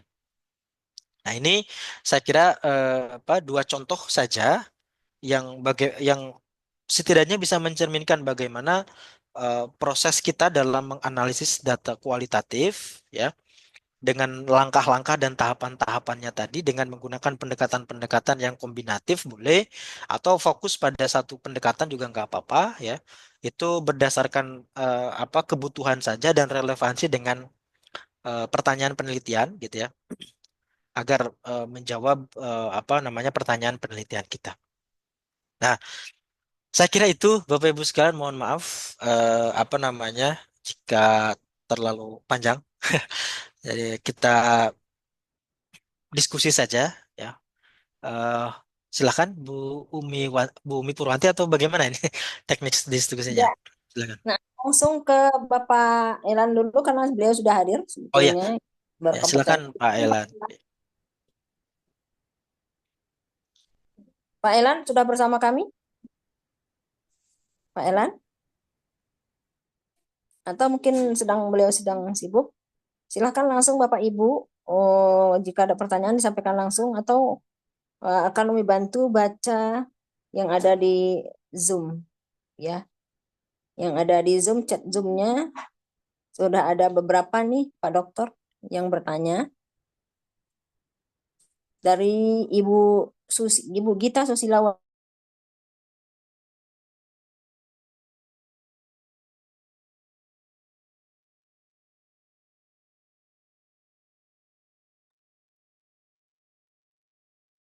Mohon maaf Bu Umi Purwanti.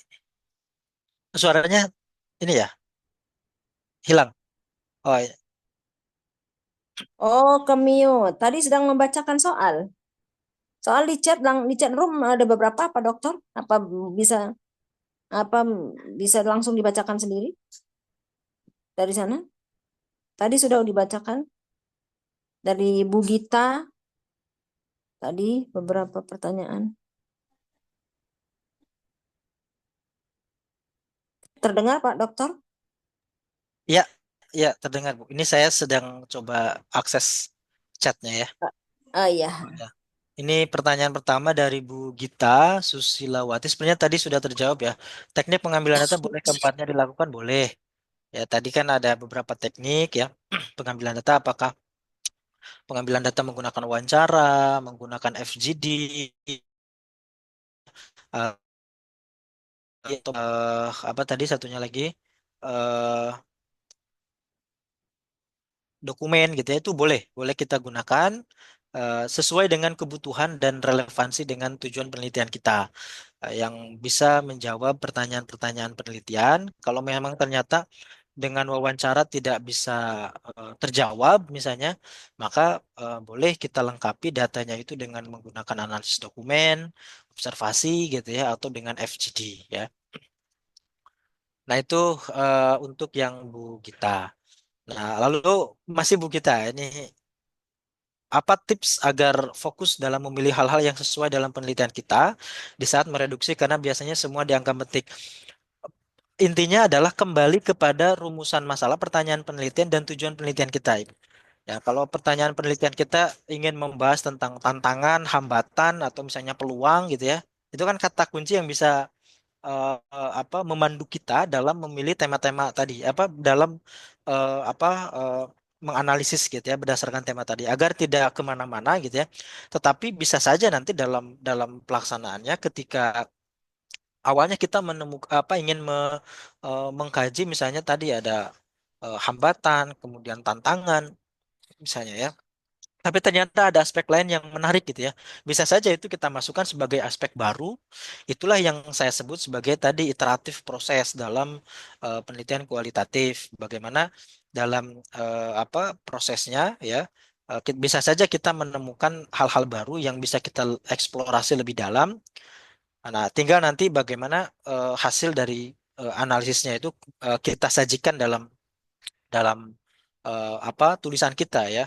Nah, itu nanti aspek lain lah, aspek-aspek lain bagaimana kita menyajikan dalam sebenarnya ingin ya saya sampaikan bagaimana kita menyajikan hasil analisis kita dalam bentuk apa ke dalam tulisan misalnya. Tapi itu nanti proses selanjutnya. Sekarang kita fokus pada bagaimana analisis data kualitatif terlebih dahulu, seperti itu analisisnya. Nah, itu lalu eh, nah ini sebentar, ada pertanyaan lain. Maaf Pak Dokter, yang itu dulu, yang raise hand dulu. Belasan ya, Mungkin silakan silakan. Ibu, Oh, eh, silakan silakan. Bapak Fendi dan juga Bu Yuni. Bu Yuni sebab Bapak ini, Pak Yunis ya. Tafadhol. Langsung di unmute Bapak, dibuka langsung bisa. Ya, silakan Pak Fendi. Ya, terima kasih, Baik, Pak Ibu. Yunis dulu, silakan Pak Yunis. Ya, Pak Riki, selamat malam. Selamat malam Bapak, ini guru saya ini Pak Pendri. Selamat Eh, malam. Terima enggak, kasih. ingin curhat malam ini, Pak Oh, Riki. Ini mau bertanya, Pak Riki. Saya sangat tertarik dengan penjelasan Pak Riki yang sangat gamblang dan lugas ya, sehingga saya semakin memahami alur penelitian kualitatif dan kuantitatif. Walaupun selama ini kita sering melakukan penelitian seperti ini, tetapi malam ini saya mendapatkan satu permasalahan yang perlu saya klarifikasi ke Pak Riki terkait dengan karakteristik dari dua penelitian ini, kualitatif dan kuantitatif. Pertama, untuk kuantitatif dulu, Bapak.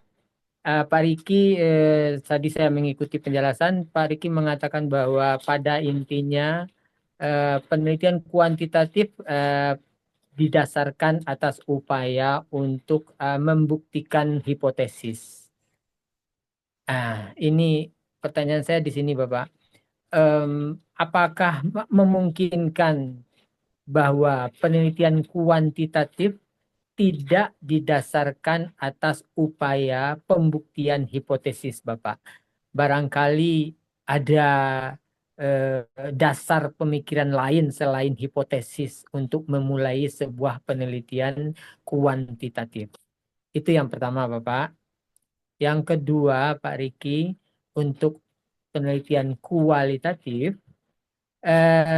saya tadi mendapatkan penjelasan dari Pak Riki yang memang kita sudah sama-sama memahami bahwa alur pelaksanaan atau analisis data kualitatif itu pada umumnya melewati empat tahap yang pada umumnya.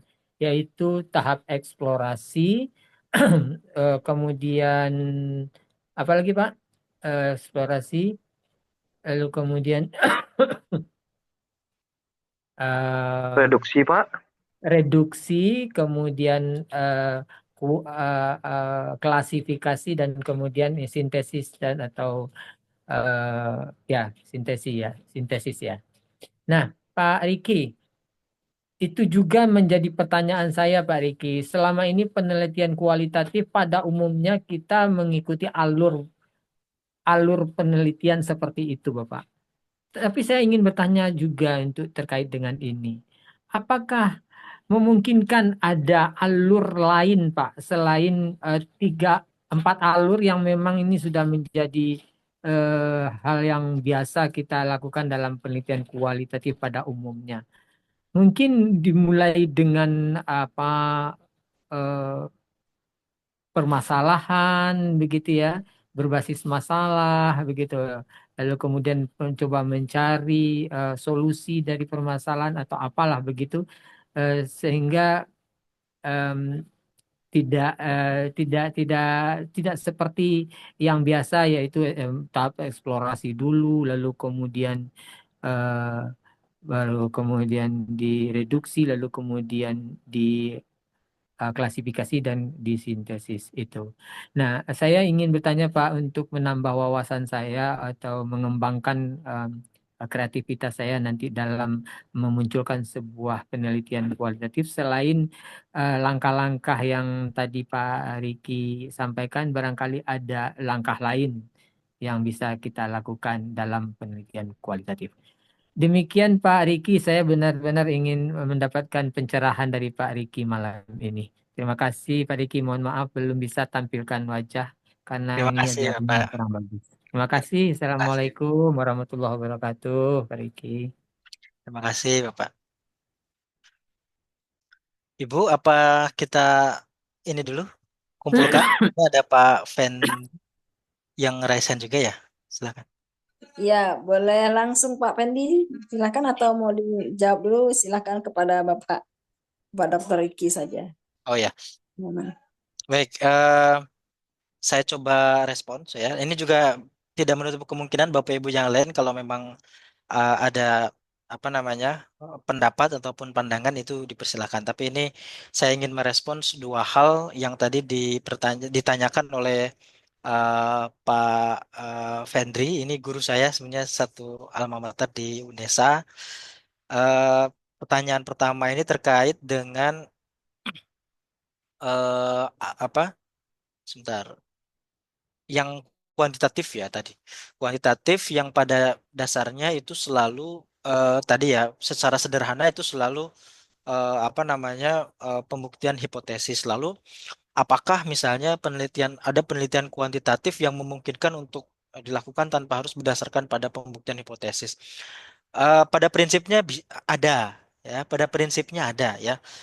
Contoh misalnya karena kan penelitian kuantitatif itu juga nanti akan kembali kepada atau bergantung pada tujuan penelitian yang eh, apa namanya yang ditetapkan oleh si peneliti gitu ya. Kalau misalnya tujuan contoh misalnya tujuan tujuan yang ditetapkan oleh si peneliti itu hanya sebatas melihat fenomena secara deskriptif, maka itu bisa ada yang namanya itu kuantitatif deskriptif gitu ya. Jadi kuantitatif deskriptif itu biasanya itu tidak tidak apa tidak tidak tidak berdasar pada pembuktian hipotesis, tapi ingin melihat saja bahwa ternyata ada fenomena seperti ini secara kuantitatif. Contoh misalnya kemarin kami melakukan riset terkait dengan bagaimana bahasa dan perubahan iklim gitu ya. Kami ingin memotret saja gitu ya. Tim peneliti kami itu ingin memotret saja bagaimana sebetulnya apa namanya pandangan si generasi milenial dan generasi Z gitu ya. Kebetulan waktu itu saya libatkan juga mahasiswa yang apa namanya dalam skema MBKM riset gitu ya. Ingin memotret bagaimana apa namanya eh, eh, bagaimana generasi milenial dan generasi Z itu eh, melihat fenomena perubahan iklim gitu ya, lalu dikaitkan dengan pola komunikasi dan bahasa. Nah, karena ini sifatnya kami ingin melihat memotret secara deskriptif saja begitu ya, bagaimana fenomena yang ada di generasi milenial dan generasi Z itu, kami tidak menentukan hipotesis di awalnya. Jadi ya, tidak menentukan hipotesis gitu ya, tapi ya langsung saja survei gitu ya, disurvei lalu ada data-data yang sifatnya kuantitatif kita analisis bagaimana persepsi si generasi milenial terhadap bahasa yang selama ini misalnya apa digunakan gitu ya untuk proses komunikasi tentang perubahan iklim ya. Temuan kami baik generasi milenial maupun generasi Z itu melihat ternyata selama ini komunikasi iklim tentang perubahan iklim ya di dalam konteks sosial media di Indonesia itu selalu menggunakan istilah-istilah yang rumit, sulit sehingga bagi mereka itu sulit dipahami gitu ya. Sulit dipahami. Nah, jadi kami memotret itu. Ada memotret oh ternyata begitu, ternyata secara kuantitatif deskriptifnya si generasi milenial itu memandang komunikasi tentang iklim selama ini di Indonesia itu masih belum efektif begitu ya, belum belum baik begitu ya, sehingga eh, bagaimana mereka mau tertarik ataupun mereka mau ikut terlibat dalam dalam apa namanya gerakan-gerakan tentang iklim gitu ya. Sedangkan selama ini komunikasi yang digunakan oleh orang-orang dalam komunikasi iklim itu belum dipahami secara baik oleh mereka gitu ya. Jadi hanya memotret itu bisa ya. Jadi eh, apa tidak melulu ya berkaitan dengan hipotesis, tapi ada juga memang kuantitatif yang tadi hanya memotret ya. Ada yang namanya itu kuantitatif deskriptif gitu ya. Ada juga kuantitatif eksploratif ya dan yang lainnya. Atau kuantitatif prediktif gitu. Nah, itu juga eh, bisa gitu ya. Menggunakan data kuantitatif untuk membuat model prediktif ya tanpa menguji hubungan yang sifatnya kausal tadi sebab akibat atau hipotesis. Jadi hanya membuat model prediktif melalui data-data kuantitatif itu juga bisa ya. Jadi seperti itu ya untuk eh, apa yang pertama tadi berkaitan dengan kuantitatif yang dihubungkan dengan apa namanya dengan hipotesis. Lalu yang kedua terkait dengan alur penelitian. Eh, ini kan sebetulnya lagi-lagi kembali pada filosofi alur penelitian yang sifatnya deduktif atau induktif gitu ya. Yang umumnya bahwa penelitian yang kualitatif itu sifatnya eksploratif gitu ya. Eksploratif sehingga tahapan-tahapannya ya seperti yang tadi saya sampaikan ada eksplorasi, reduksi ya dan sampai tahapan yang paling terakhir gitu ya mengkonstruksi atau mensintesiskan hasil dari eh, klasifikasi itu tadi ya. Umumnya seperti itu yang kualitatif itu. Tetapi apakah misalnya ada alur lain? Ya, sangat memungkinkan memang menggunakan alur analisis yang berbeda baik secara urutan begitu ya yang berbeda, tidak eksplorasi dulu misalnya eh, eh, tetapi yang lain itu bisa saja. Itulah yang tadi di awal saya sebut sebagai alur iteratif ya, iteratif analisis dalam eh, kualitatif gitu ya, yang sifatnya siklik, siklik tadi ya. Iteratif itu siklik ya. Jadi data lalu dianalisis, lalu revisi, diperluas, lalu analisis lanjutan itu bisa. Jadi tidak menggunakan alur yang tadi eksplorasi, reduksi, klasifikasi, konstruksi, tetapi menggunakan alur iteratif analisis tadi yang sifatnya siklik ya. Pengumpulan data lalu dianalisis, lalu kembali lagi gitu ya, kembali lagi ke pengumpulan data untuk memperdalam, revisi, perluas, lalu analisis lanjutan gitu ya. Tetapi umumnya sebetulnya istilahnya saja yang terkadang eh, apa namanya eh, berbeda-beda ya dalam hal kualitatif itu. Ini sekaligus menjawab pertanyaan ini saya tidak tahu Pak Nanda atau Bu Nanda ya yang berkaitan dengan teori yang disampaikan oleh Saldana dan Habermas itu ya. Ada istilah-istilah ada seperti general coding, actual coding dan descriptive coding. Itu kan sebetulnya istilah-istilah yang ada dalam kualitatif juga yang kalau kita kaitkan dengan apa yang tadi saya sampaikan begitu ya di tahapan-tahapan data analisis kualitatif itu sama saja. Misalnya tadi tahapan general coding gitu ya. General coding itu tahapan semacam analisis terbuka gitu ya. Analisis terbuka dengan memberikan label-label atau coding-coding tertentu pada data mentah kita ya. Kalau kita kaitkan dengan tahapan yang tadi saya sampaikan ya mungkin bisa saja kita general coding itu ibaratnya seperti apa namanya seperti tahap misalnya reduksi gitu ya. Lalu eh, apa dari hasil general coding itu lalu dilakukan actual coding ya. Actual coding ini tahapan kode-kode yang telah dihasilkan itu atau dihasilkan dari general coding itu lalu dikelompokkan. Itu kan klasifikasi gitu ya. Nah, diklasifikasikan ya. Ini secara sederhana kita istilahkan klasifikasi atau istilah dalam dalam Saldana dan Habermas itu ya actual coding itu ya. Hubungan bukan hubungan ya apa namanya pengelompokan tadi ya ini temanya apa dan yang lain sebagainya kategorinya apa ya itu actual coding dan yang terakhir kan descriptive coding ya ini kan semacam mengkonstruksi hasil. Ini tahapan akhir ya, merangkum ya dalam bentuk deskripsi ya tentang temuan itu berdasarkan kategori yang telah dibentuk tadi ya, merangkaikan antara satu kategori dengan kategori yang lain gitu ya, dan yang lainnya. eh itu tadi ya untuk semoga bisa menjawab apa yang tadi ditanyakan oleh Pak Fendri terkait dengan urutan, lalu terkait dengan tahapan tadi ya, dan kuantitatif tadi, dan sekaligus tadi yang Pak Nanda ya, bagaimana menemukan ketiga hal tersebut. Ya, intinya tadi ya, istilahnya actual coding, general coding, actual coding, dan descriptive coding itu, kalau kita sederhanakan ya sama seperti reduksi, klasifikasi, dan konstruksi gitu ya. Bagaimana menemukannya ya? Menemukan seperti tadi ya, bisa menggunakan teknik-teknik, bisa tematik menggunakan berdasarkan tema, berdasarkan naratif atau berdasarkan yang lainnya.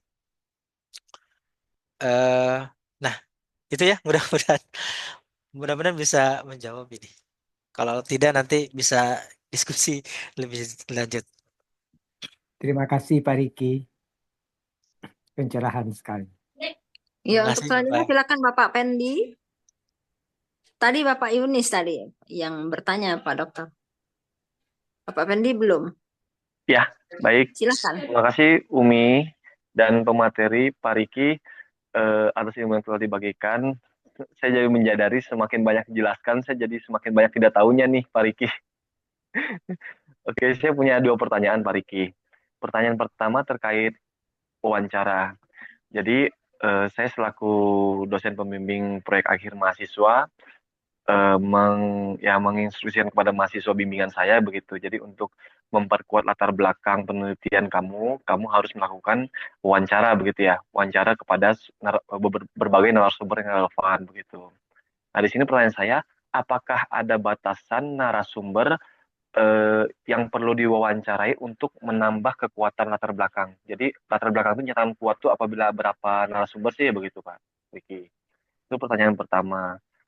Pertanyaan kedua terkait ini Pak Riki, terkait tadi apa pendekatan yang grand teori tadi ya Pak Riki ya, yang Pak Riki mengkombinasikan grand teori, kemudian di situ ada muncul teori baru Pak Riki ya, muncul teori baru. Pertanyaan saya adalah bagaimana kita bisa menjustifikasi itu merupakan teori baru? Eh, Dari penjelasan Pak Riki bahwa teori baru yang belum ada di teori-teori sebelumnya begitu, sehingga apakah ada tools yang dilakukan oleh peneliti untuk menyatakan bahwa ini merupakan teori baru? Begitu Pak Riki, dua pertanyaan dari saya. Terima kasih banyak Pak Riki. Baik. Ya, terima kasih Pak Fendi ya. Ya, pertama ada dua hal yang tadi yang saya catat ya di eh, apa disampaikan oleh Pak Fendi terkait dengan pertama eh, terkait dengan batasan ya, batasan narasumber atau informan atau responden ya dalam analisis kualitatif untuk mendukung latar belakang. Pada prinsipnya ya, ini yang sejauh yang saya pahami dalam konteks apa namanya eh, penelitian kualitatif yang secara paradigma itu berbeda dengan kuantitatif yang betul-betul sangat ketat. Kalau kuantitatif itu sangat ketat dalam penentuan sampel gitu ya.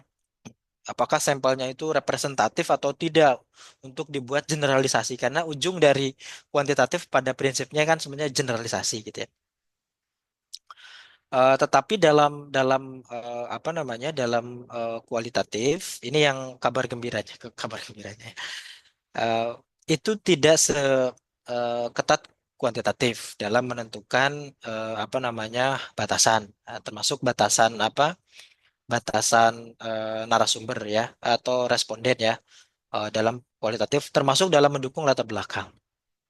Tetapi meskipun tidak seketat dalam penelitian kuantitatif, tetap ada prinsip-prinsip penting ya yang apa namanya yang perlu untuk diperhatikan dalam menentukan jumlah responden ya atau narasumber agar data yang diperolehnya itu betul-betul cukup representatif untuk mendukung apa penelitian kita atau dalam konteks ini latar belakang saya.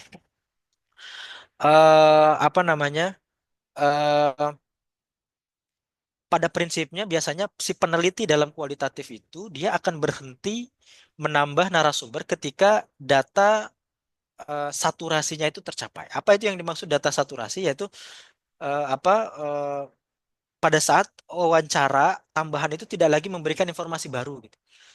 Atau tidak lagi menambah perspektif baru atau tidak lagi menambah wawasan baru. Itu yang dimaksud data saturasi. Jadi sudah betul-betul oh ini berarti sudah apa namanya sudah mentok ini di sini gitu ya. Berarti selesai.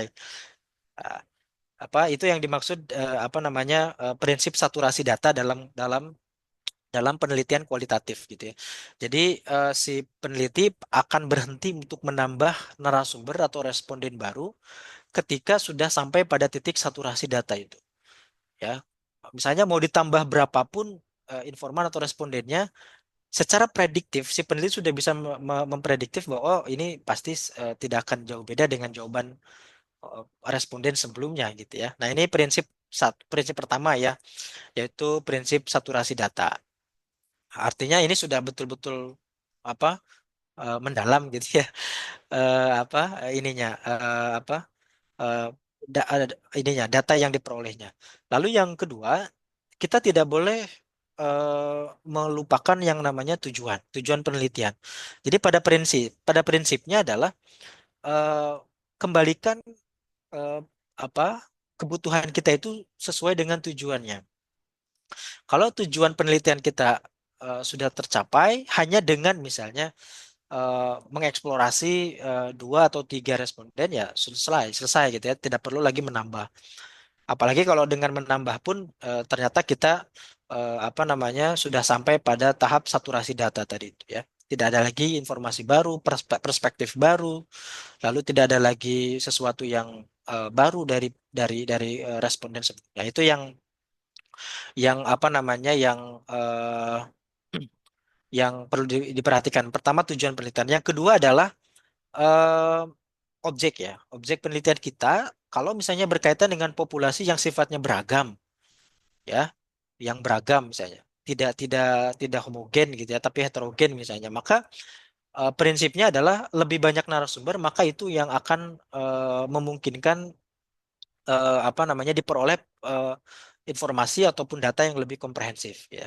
Jadi kembalikan nih kalau penelitian kita ini kira-kira apa objeknya ini eh, beragam atau tidak ya, populasi yang beragam atau tidak. Kalau beragam berarti kemungkinan kita akan harus menambah ataupun bukan menambah si jumlah responnya tapi lebih kepada bagaimana apa namanya si narasumber itu representatif untuk mewakili keberagaman itu gitu ya. Nah, kalau misalnya dalam kita meneliti ada 4 kelompok gitu ya, setidaknya dalam satu kelompok mau diwakili oleh satu orang cukup gitu.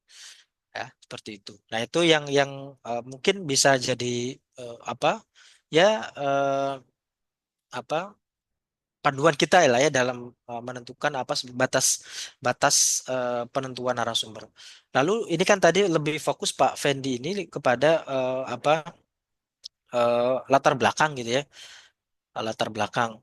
Nah, ya biasanya kalau yang saya amati ya dalam tulisan-tulisan yang bersifat kualitatif itu eh, peran si responden atau narasumber dalam mendukung latar belakang itu ya setidaknya dalam hal untuk misalnya contoh memvalidasi ya atau memberikan konteks lokalitas kalau memang itu perlu untuk dispesifikan gitu ya lokal aspek lokalitasnya dan yang terakhir ya untuk mengidentifikasi research gap ya research gap atau gap penelitian atau gap masalah gap pengetahuan ya atau masalah yang belum dieksplorasi ya yang saya tahu itu ya yang apa namanya mungkin peran dari informasi dari narasumber atau responden dalam mendukung latar belakang penelitian itu.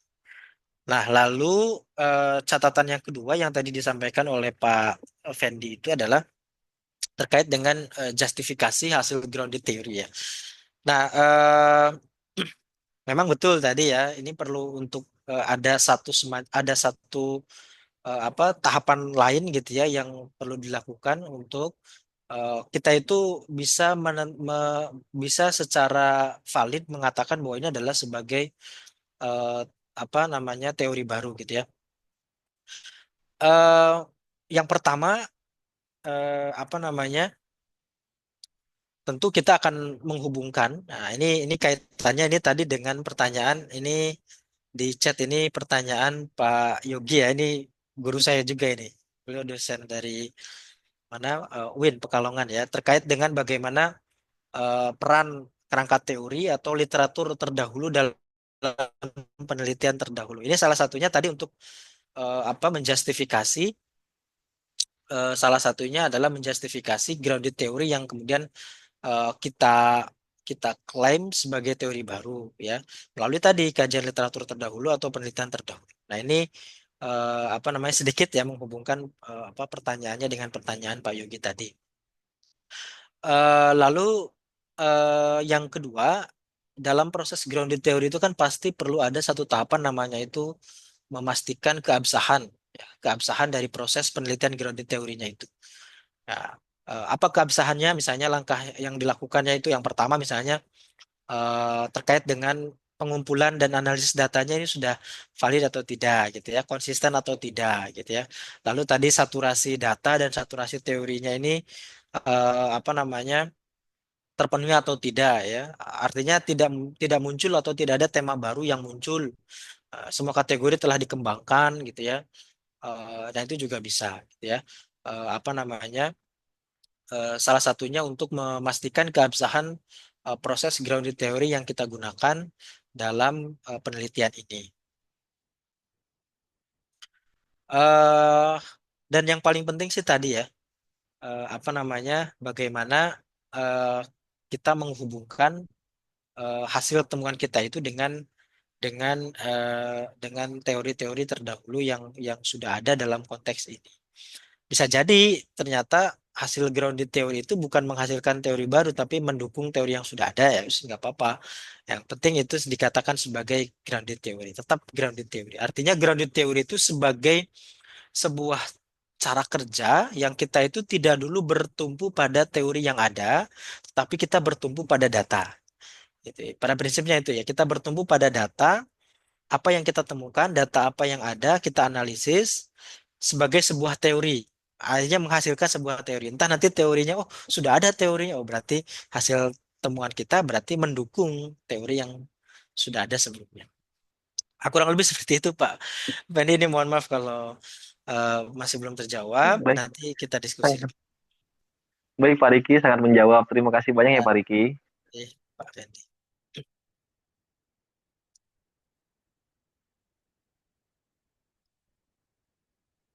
Ya, eh, nah ini sekarang yang mana nih pertanyaannya ini? Sebentar saya cek dulu.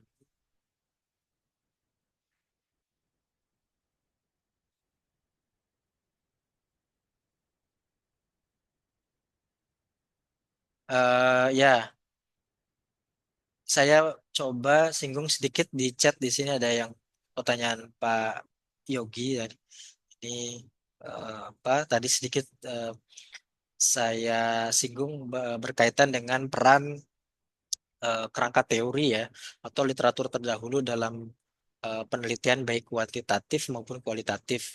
Dua-duanya baik kuantitatif maupun kualitatif, kerangka teori atau literatur terdahulu itu sangat penting ya. Bisa jadi satu sebagai apa namanya sebagai panduan, salah satunya untuk misalnya merumuskan pertanyaan gitu ya dalam kualitatif atau merumuskan hipotesis gitu ya dalam penelitian kuantitatif itu bisa dari teori apa dari kerangka apa teori terdahulu atau literatur terdahulu. Lalu dalam beberapa kasus dalam kualitatif itu kita kalau kalau misalnya teknik kita bukan grounded teori tapi kita berdasar pada teori yang sudah ada itu bisa jadi penelitian terdahulu atau teori terdahulu itu kita jadikan sebagai pisau analisis ya atau alat analisis ya untuk menginterpretasi gitu ya. Jadi sehingga nanti interpretasi kita itu dalam analisis kualitatifnya itu tidak tidak kemana-mana tetapi memang berdasar pada teori yang sudah ada. Misalnya menentukan tema apa penamaan coding-coding terhadap data gitu ya itu bisa berdasarkan apa, teori atau penelitian terdahulu atau literatur terdahulu ya atau misalnya untuk menjustifikasi atas pilihan-pilihan kenapa kita memilih menggunakan teknik ini dibandingkan teknik yang lain misalnya. Kenapa kita lebih memilih menggunakan teknik grounded theory misalnya dibandingkan dengan teknik naratif. Nah, itu bisa dijustifikasi pemilihan teknik atau metode metode penelitian tertentu itu dengan menggunakan kajian terdahulu gitu ya. Seperti itu. Nah, lalu pertanyaannya jika temuan tidak sesuai dengan kerangka teori bagaimana gitu ya. Ya, yang pertama bahwa ya secara objektif kita menerima temuan yang baru itu sebagai bagian dari ilmu pengetahuan karena selama prosesnya itu mengacu pada proses-proses ilmiah ya itu kita anggap sebagai hasil dari kajian ilmiah ya. Tidak sesuai dengan teori eh, apa temuan kita bagaimana ya itu sebagai kita anggap sebagai temuan temuan ilmiah gitu ya yang layak kita hargai sebagai bagian dari ilmu pengetahuan. Lalu bisa jadi ya itu sebagai novelty dari penelitian kita, bisa jadi kan ketidaksesuaian dengan teori yang sebelumnya itu bisa saja apa hasil penelitian kita itu sifatnya mengembangkan teori yang sudah ada misalnya atau bisa saja nanti memodifikasi teori yang sudah ada itu ya. Nah, itu saya kira bagaimanapun hasil penelitian kita akan selalu positif ya. Kita maknai seperti itu. Nah, itu ya mudah-mudahan terjawab nanti Pak Yogi ini guru saya sebetulnya. Baik,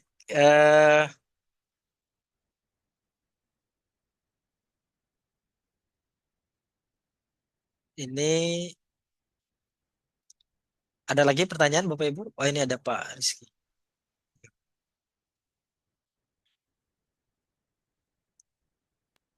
Bentar, Tadi yang ini Pak, yang Iya, bertanya lagi dari Ibu Gita. ada lagi Mohon pertanyaan ya. Sebentar saya eh, cek. eh, ber- ya. Mohon tips bagaimana menggunakan kata-kata atau diksi yang pas dalam menyimpulkan hasil penelitian berdasarkan klasifikasi yang ada. Oh ya, Kemudian, tips bagaimana? Mohon tips bagaimana menggunakan diksi yang pas. yang pas ya. Mm-mm. Oke, ini sebenarnya di atas juga ada satu pertanyaan yang terlewat Pak Rizky Muhammad Sofyan. Nah ini izin bertanya bagaimana analisis data kuant. Ini sebelum ke Bu Gita ya, mohon maaf. Ini Pak Ya, Rizky. ya, ya. Nah, betul, betul. Bagaimana analisis Ya, data kuantitatif dapat digunakan untuk mendukung pengambilan keputusan dalam konteks praktis? Nah, apa pengaruh dari analisis hasil data terhadap teori yang ada dalam bidang penelitian ini? Ya, ya ini pertanyaan yang futuristik ya. Bagaimana memang sebagai seorang peneliti hasil ataupun hasil penelitian kita itu ya memang harus memiliki apa namanya dampak ya atau memiliki kebermanfaatan lah istilahnya kebermanfaatan. Bahkan kebermanfaatannya itu di sini konteksnya kalau pertanyaan Pak Rizky itu bagaimana analis data kuantitatif ini kuantitatif atau kualitatif ya atau penelitian umum ya mudah-mudahan nggak sama nggak apa-apa ya bagaimana eh, analisis data kuantitatif dapat digunakan untuk mendukung pengambilan keputusan dalam konteks praktis. Nah, analisis data kuantitatif maupun kualitatif tentu ya seperti yang tadi saya sampaikan itu memiliki harus memiliki peran, harus memiliki dampak, harus memiliki kebermanfaatan dalam mendukung pengambilan keputusan. Apalagi kalau misalnya penelitian kita itu adalah penelitian misalnya tadi policy research gitu ya, penelitian yang sifatnya kebijakan gitu ya. Nah, itu perlu apa namanya sangat praktis ininya apa namanya kebermanfaatannya. Makanya dalam dalam di bagian diskusi kalau saya tuh dalam diskusi apa artikel jadi kan ada research result gitu ya hasil dan diskusi. Di bagian diskusi itu saya sering mencantumkan satu sub pembahasan terkait dengan implikasi ya, implikasi praktis dan apa namanya teoritis gitu ya, implikasi praktis dan implikasi teoritisnya seperti apa ya. Tentu yang pertama, kalau saya lihat hasil penelitian kita itu pasti akan menjadi justifikasi atau memberikan bukti yang otentik, yang objektif gitu ya untuk mendukung keputusan. Kalau misalnya eh, si pengambil kebijakan itu butuh bukti benar nggak sih?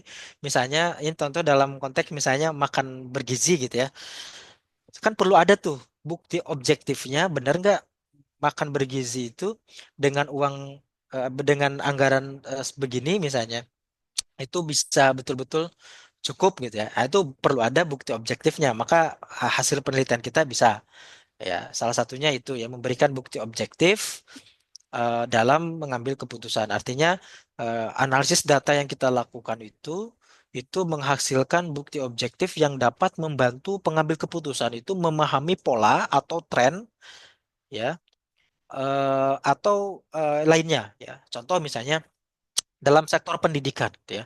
Maka analisis skor siswa misalnya pada ujian nasional atau misalnya dalam ujian-ujian yang lain gitu ya.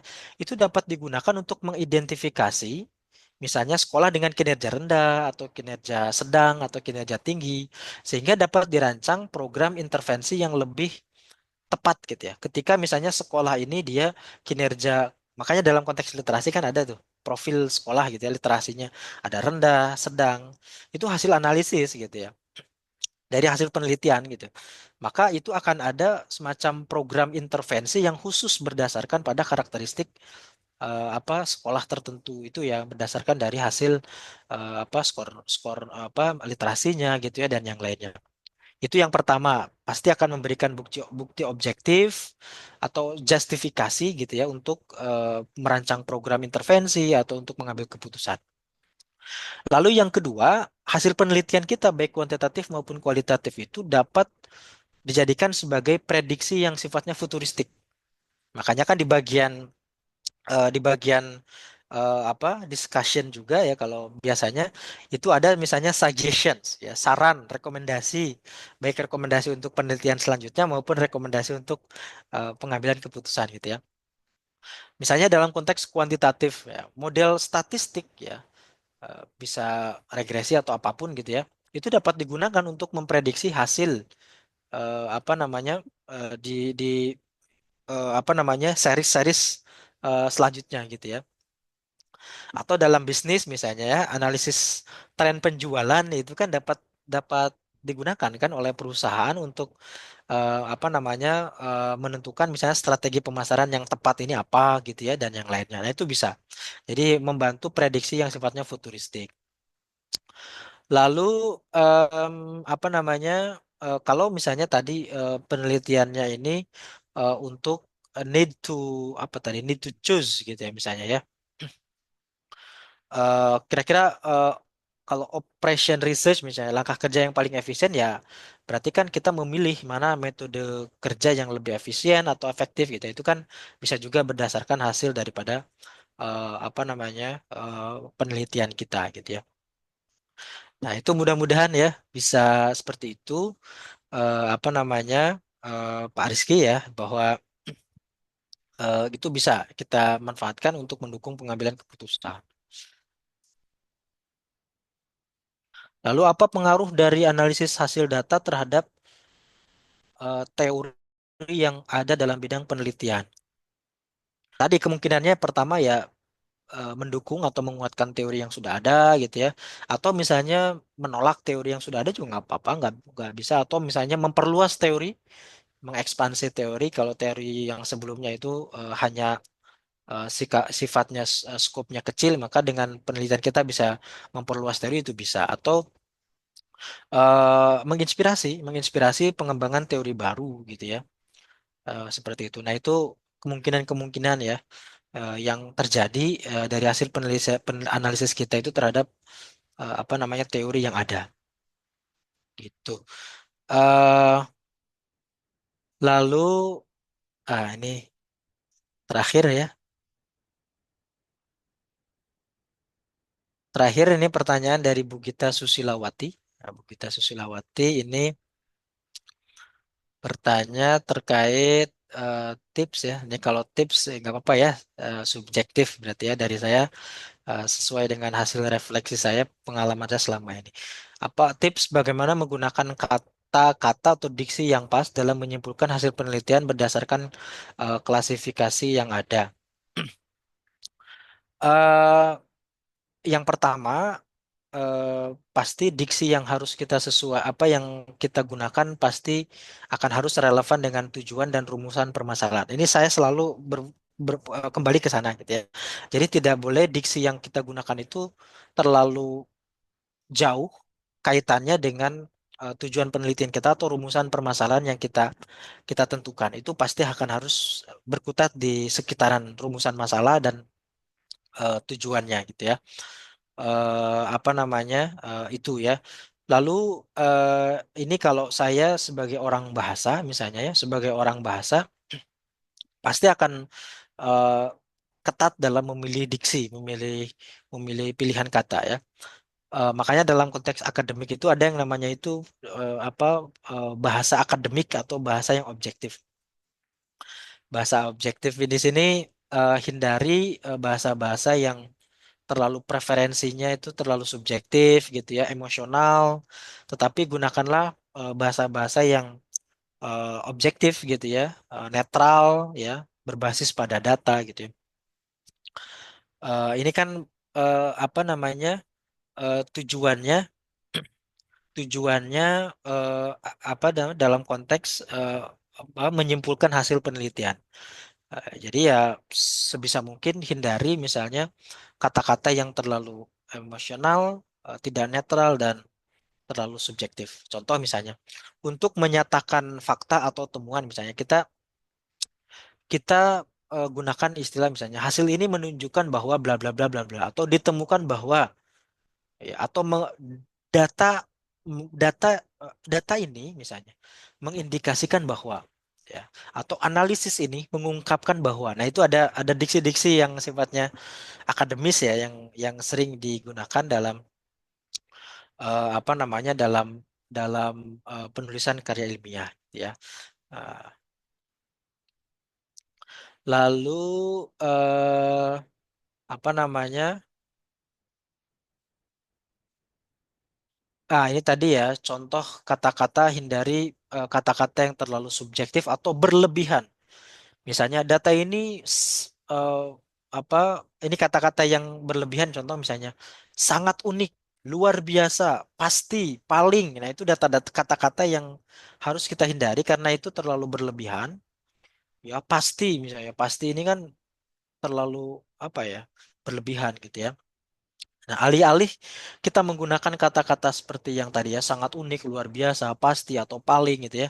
Kita bisa menggunakan misalnya ini cenderung, mengindikasikan, berpotensi, dapat diinterpretasikan sebagai bla bla bla bla bla bla ya. Contoh misalnya kalau kita ini ya, daripada kita mengatakan begini Bapak Ibu sekalian misalnya, daripada kita mengatakan misalnya temuan ini sepenuhnya misalnya menjelaskan semua masalah pendidikan di daerah terpencil. Ini terlalu berlebihan ya.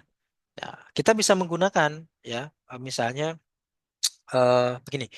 Temuan ini misalnya memberikan eh, wawasan penting misalnya tentang beberapa tantangan utama dalam pendidikan di daerah terpencil. Ya kita objektif saja ya. Kita yang kita akses, yang kita telitikan memang hanya beberapa saja gitu ya. Tidak sepenuhnya ya. Itu kan sepenuhnya terlalu berlebihan gitu.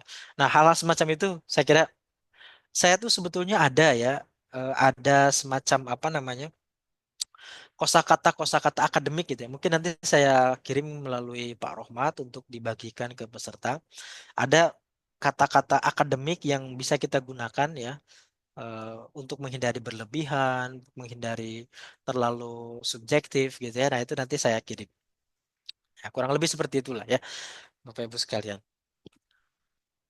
Eh, saya kira itu Bu Umi Baik, Furani. mungkin Maaf cukup ini ya Pak Dokter karena untuk dan juga juga waktunya. teman-teman, Bapak Ibu sekalian. Terima kasih atas segala pemaparannya yang luar biasa, Masya Allah. Nah ini berlebihan ya Bapak. Ya, Sebenarnya enggak, tapi memang benar-benar luar biasa. Nah, karena yang hadir juga orang-orang yang luar biasa, Insya Allah. amin. Mungkin kita cukupkan dulu ya Pak Dokter. Ya, terima kasih Eh, Bu. Ya, ada cukup. mungkin ada statement, closing statement atau bagaimana? Silahkan.